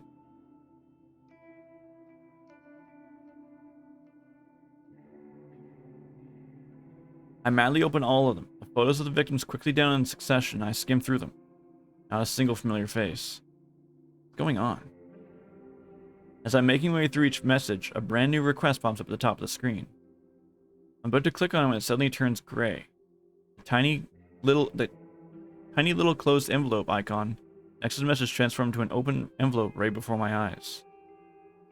I'm struck with a single terrifying thought. Somebody's reading these requests before me. Somebody, somehow, gained access to Corpse Girl's request inbox. And they're reading every single new request before I do. Someone else has access to these requests. I can't believe it. I'm so shocked that I don't know what to do. I stare blankly at the screen, my mouth hanging open in disbelief. Someone hacked into my site?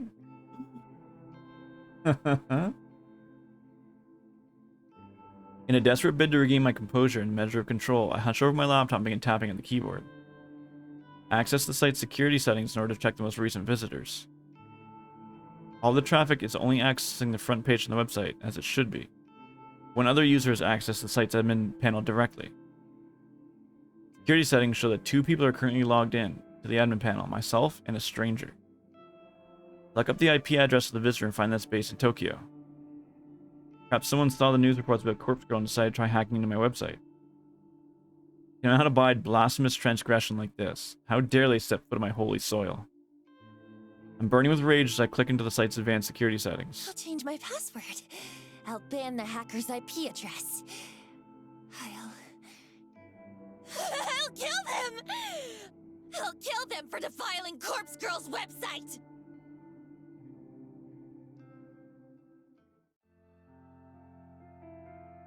After I go pee. You heard me. Yeah, so? Can't you track them down? Don't you have, like, connections? Me? Already hooked you up with cadavers. Don't know what else you want. I want you to find this hacker and let me strangle them to death! She's definitely mentally stable for sure.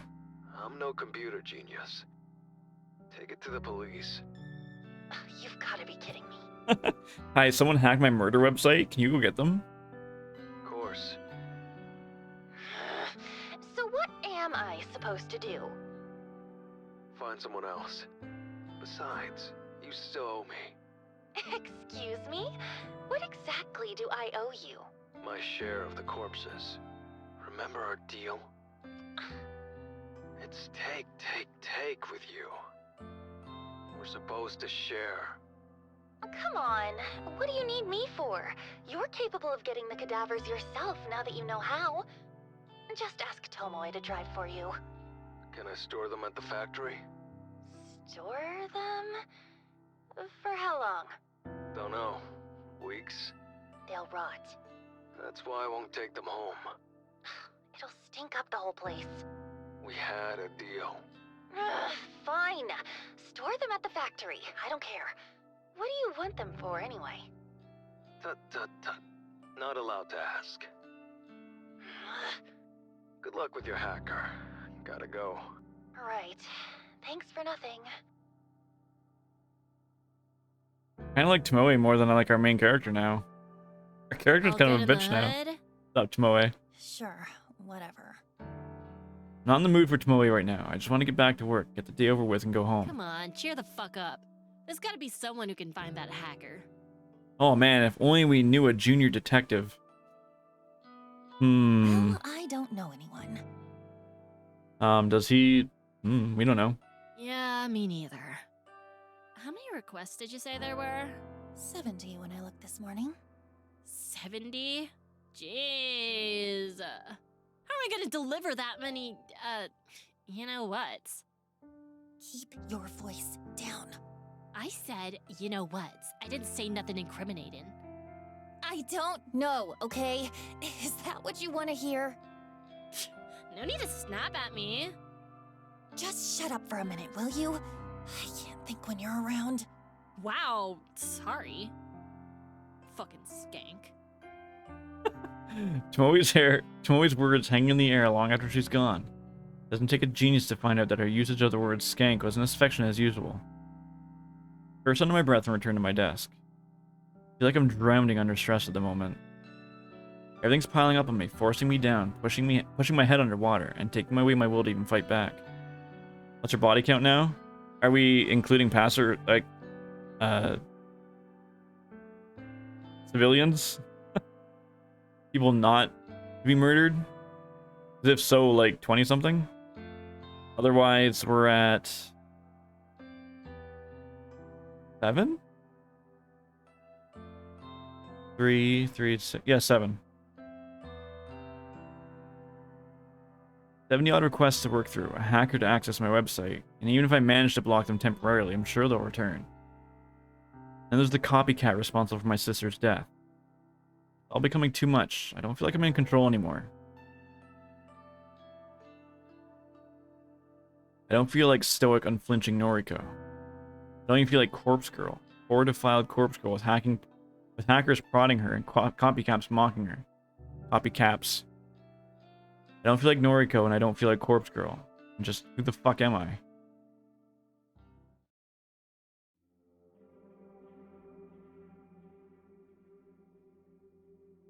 Thank you for meeting me after work. I hope you don't mind eating at this restaurant. Of course, it's no trouble. Good girl, look how cute she is. It's nice to see you. I feel like we only ever talk on the phone these days. Yeah. Is something troubling you? I'm not really sure why I asked Aoi to meet me. Part of me wants someone to talk to. I want to vent and unleash my frustrations. Another deeper, darker part of me just wants to throw everything away and hold her in my arms and let her tell me that everything will be okay. Noriko, you've got a weird look on your face. Sorry. You can talk to me. I'm kind of swamped at the moment. Do you ever get that feeling that you're drowning underneath the weight of everything? That no matter what you do, you'll never escape your situation? What am I saying? Of course you get it.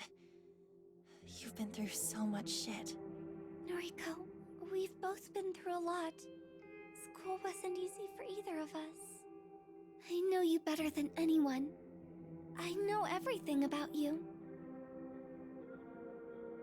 Wait, everything? That's true. Comforts me when I remember just how close Aoi and I used to be, but times have changed. I've changed.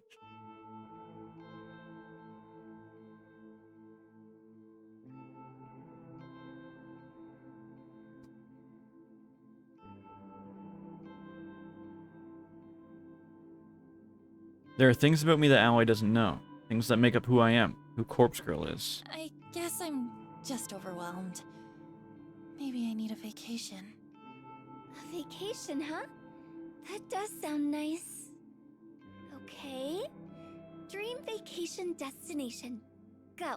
Look how cute this girl is, dude. Holy shit. Huh? Come on. We used to play this all the time. Don't think about it. Just tell me about your ideal getaway. Somewhere sunny? Don't laugh at me! I just can't imagine you in the sun. Seriously. You said dream vacation, so... Yeah. In my dreams, I'd like to go somewhere sunny. Maybe Hawaii, or Australia. You would literally die in Australia, probably. Could you imagine me with a tan? You should go. Go to Hawaii or Australia or wherever. Do something good for yourself. Aoi. Come on. You know it's not that simple. But why not? Really? How can you, of all people, ask me that? Don't talk down to my girl like that. What's that supposed to mean?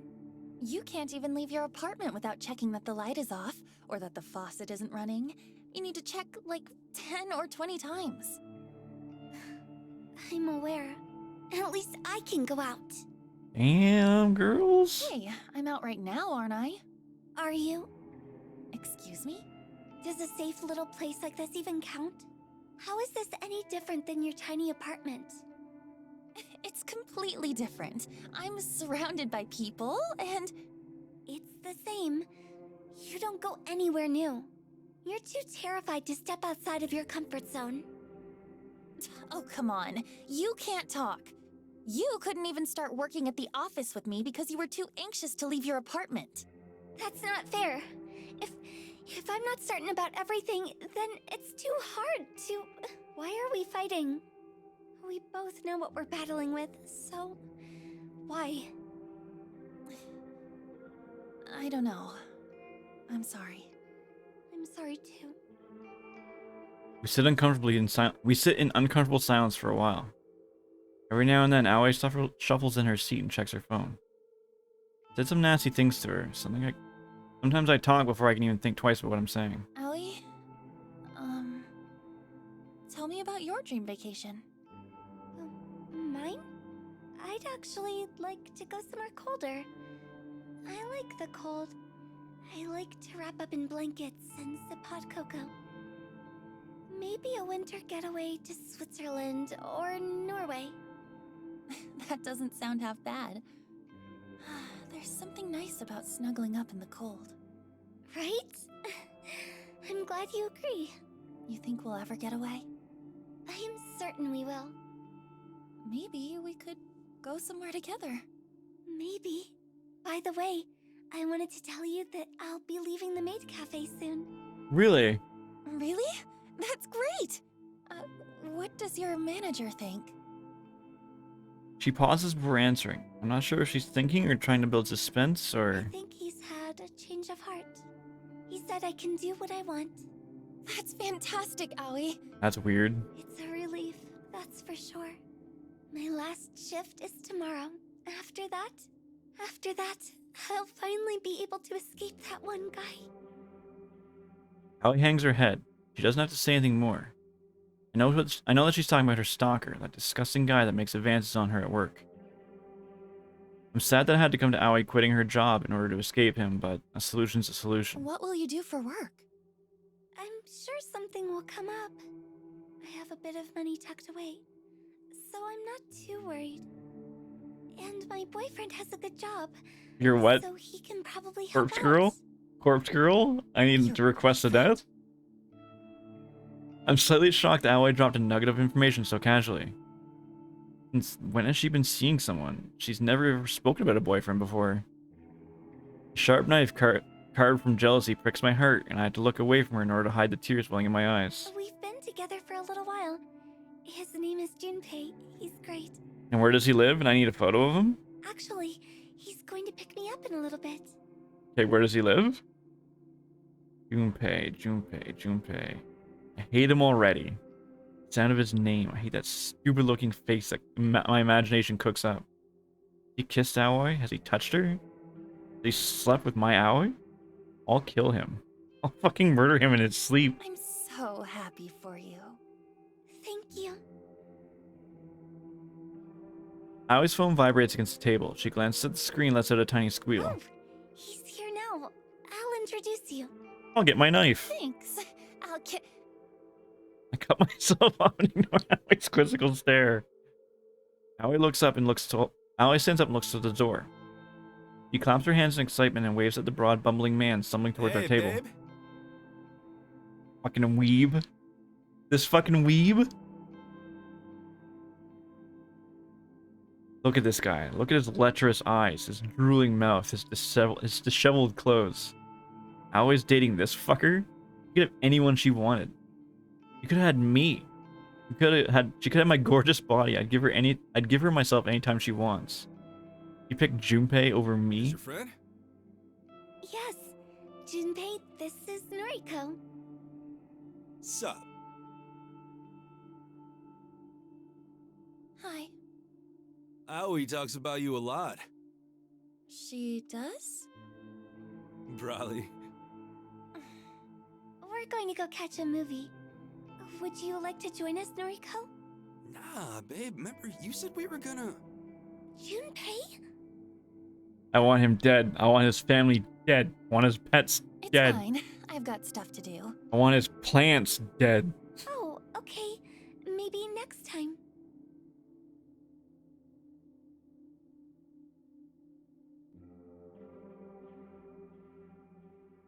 Maybe. I'm down for whatever plan Noriko cocks up with. Let's go. See you. Lates. Die.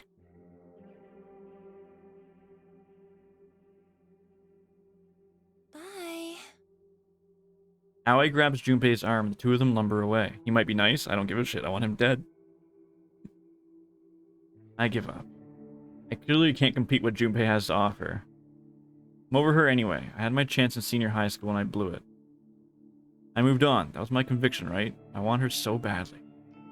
I'll just keep moving forward and find someone else. Someone else to fill the void until I can have her. I'm over her. He said sup. That's why I want him dead. I'm over all of this. Junpei isn't even worth killing. I don't have time to waste on him anyway. I have like 70 requests to work on. I don't have time to be relaxing here. I need to go home and work and fulfill Corpse Girl's ambitions. If I do that, maybe I can get over Aoi. If Corpse Girl becomes famous enough, maybe Aoi will respect and love me. We can be together. We can go to Australia or Hawaii or Switzerland or Norway and drink hot cocoa in the sun and snuggle up and stay cold, and we can talk about get over our fears and anxiety together, and we can be happy and Junpei dies. Aoi wouldn't even care about it, and she could just kiss me on the beach and we'd be happy together. I think it'd be so much better if Corpse Girl could get her shit together and just pull herself up from my mind and not drown in endless thoughts of what if and who and why and circulate like draining water within my brain. I'm having a really hard time. Everything would be so much better if Aoi just loved me like I loved her. But for now, I'm over her. I have work to do.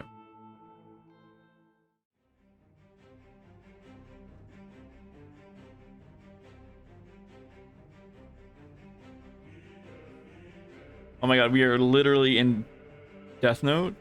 Let's fucking go. I'm gonna grab a chip and then I'm gonna eat it. Each corpse blurs into the next. They all look the same to me now. Each cause of death is just an insignificant fact, like a bullet point, a tiny detail to be incorporated into a photo. I've lost track of how many photos I created tonight. 20? 30? The requests keep coming in, and I thought there were 70, but there's so much more now. 200? 300? Can't waste my time counting them. This one's going to die from a baseball bat to the face. This one's going to drown. This cute guy is going to get his head severed. He's going to sever his own head, and this pretty girl will electrocute herself. They're all going to leave beautiful corpses. Beautiful corpses and beautiful photos. We'll have fun collecting corpses and help. I'm almost done. I got like a few minutes left. We'll have fun collecting. I'm like merging words together. We'll have fun collecting corpses that look like these victims. Me and Tomoe and Kojiro. We'll apply makeup to each corpse. We'll dress them up. We'll zip them up in cute little body bags. And put a nice little ribbon on top and deliver them to our victims. And each one will die in turn and leave behind a beautiful corpse. Beautiful corpses all over Tokyo. Each corpse will look a little bit like me, gorgeous. Kojiro called me gorgeous once. Aoi's never called me gorgeous. I don't have enough burner phones to send all these photos. I'll have to use each phone multiple times. Maybe I can send 10 photos from my phone before I dump it. That's a good idea. It'll reduce the amount of work. We also won't have enough room in the van to collect so many corpses from the morgue, so I'll have to make a few trips, back and forth from the morgue to the factory to the morgue. How many bodies we can fit inside at once? 5, 10, 15? We stack them all on top of each other. Wonder if I could squeeze between them all instead of sitting in the passenger seat. I'm pretty small. I'm pretty skinny. I'll probably zip myself up in a body bag and hide amongst the cadavers and pop out and scare Kojiro when he opens up the van to unload them. Ooh, haha, got you. Bet you didn't know I was in there with the corpses. Bet I look just like them, don't I? You unzip a body bag from the inside? I'll have to try it out. I can imagine Kojiro is shocked when I pop out, like a naked singer bursting out of a birthday cake. Maybe I could strip down just before I get into the body bag. I bet he liked that. I bet he'd like to see me slide out of a body bag, completely bare, with my pale skin and bony arms and scrawny legs. His eyes would pop out of his skull, and he would look at my prominent rib cage, my hips, my tiny flat breasts. He'd probably think about it every night before he goes to bed, before he goes to sleep and fantasize me with the perfect body. And he'd dream and cuddle me in the body bag, hiding between the cadavers in the van. Thank God that didn't show anything, I'd be fucked. Boo! Got you! Fuck. Fuck. What the fuck, Noriko? Can I do the, that fucking meme going around about the gorgeous body? I pull the top of the body bag down around me and let my chest breathe in the morning sunlight. Ooh, boo! My naked skin tingles from the fresh air. I don't think I've ever exposed this much skin to the sun. I giggle and watch Kojiro step back. Got you, got you! You didn't know I was in here! I wrestle my arms free and make an L shape with my hand and press against my forehead. Kojiro's a loser! Loser! Kojiro didn't know I was in here! Na na na na na na! Was wondering why you wouldn't answer your phone. You're naked. Boo! Climb in here with me! You okay? Climb in! I think I see where this is going. Hold on. Hold on. What's the button to? Okay, we're good. Let's do this. I unzip the body bag further to make room for Kojiro, but he doesn't advance. He simply stands beside the van, staring at me in disbelief. One sec. He pulls the phone out of his pocket and presses it to his ear. Found her. Back of the van. Yeah, in an HRP. Okay. Kojiro hangs up the phone and puts his hands on his hips. Clothes in here too? Dunno, but I'm very cold. Come warm me up. You're lucky we didn't leave the factory yet. These deliveries can wait. Go inside, get dressed. Can't leave the body bag. I'm naked. Shit. Wait, did we actually do this? Kojiro returns his phone to his face. Bring her some clothes. Mad. Kojiro approaches the van and ducks his head under the roof and stares into my Tomoe's eyes. coming outside. She has clothes. Not gonna wear them. I'm a corpse now. I'm corpse girl. Okay. Okay, crazy lady. What the actual fuck? Noriko, put these on. Tomoe appears out of nowhere and thrusts out her hand. Tomoe appears from nowhere and thrusts her hand out. In her fist is a shirt, a pair of tracksuit pants, but they don't belong to me. This is all I have with me. Take them. I reach out and grab the I reach out and grab the clothes, but then I push Tomoe's hand aside the last second and send the garments flying out to the van. Little bitch. Look at me. I'm a corpse. I'm corpse girl. Get inside the body bag with me, Tomoe. I want to snuggle. Ain't no way in hell that's gonna happen. You finally cracked. I think this is serious. No way. You think? She's lost her mind. We gotta take her home. Yeah. Noriko, get out of the van. Sit in the passenger seat. No. Noriko, please. We're worried about you. We're gonna take you home. I don't have a home. I'm a corpse, remember? Take me to the morgue. I perform my best corpse impression by sticking my tongue in my mouth and rolling my eyes back. When nobody laughs, I decide to laugh for them.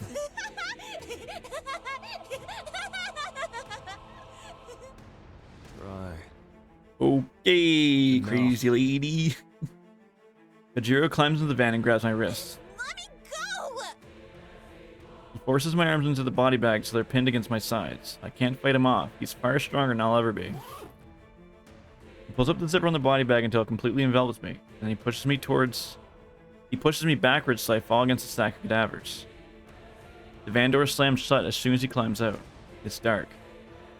I hear shuffling around outside, then the revving of the engine. We're going to the morgue. We're going to the morgue. I sing as loud as I can, but I don't think they can hear me. Morgue. Morgue. Going to the morgue. I laugh until I can't breathe, and I decide to suffocate for a little bit. And then I decide to suffocate.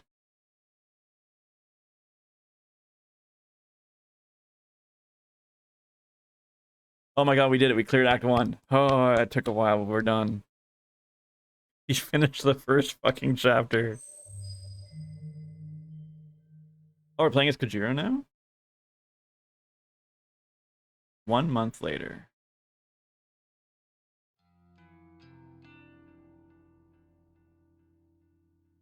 We're gonna save there. Nope, shut up, Kojiro. You're ruining my life.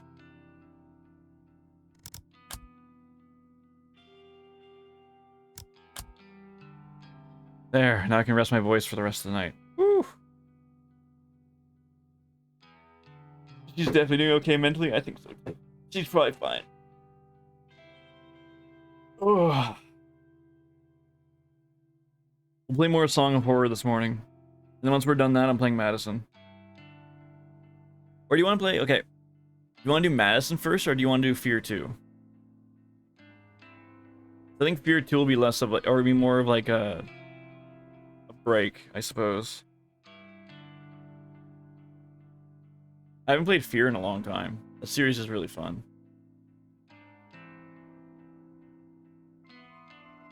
So we'll decide on that. But for now, I'm gonna go take my lunch. I was gonna nap on my lunch, but I only got like 30 minutes left.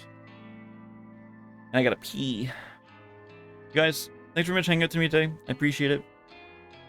Hopefully I'll see you back this morning for Song of Horror. We're on the second to last chapter.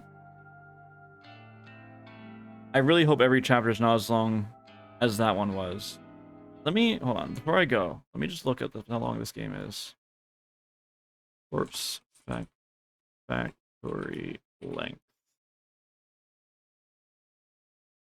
In the 15 hours it takes to see all main endings across its 3 acts. Corpse Girl, okay, so it's about 15 hours. We put in 9, so there's like 2 streams left.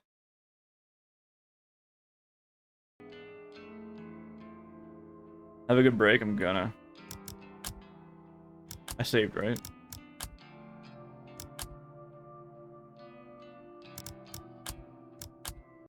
So we got like 2 streams of... Look how fucking pretty this dork is. We got like 2 streams of this left, maybe? Maybe 3?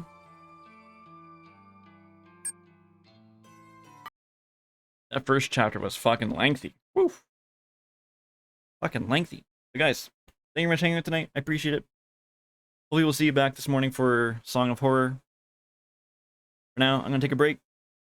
Get you guys, get up, get some stretches, and get some to eat. I'll be back in like 3-ish hours. 2.5, 3-ish hours. I'll be back eventually. See you guys in a little bit. Peace.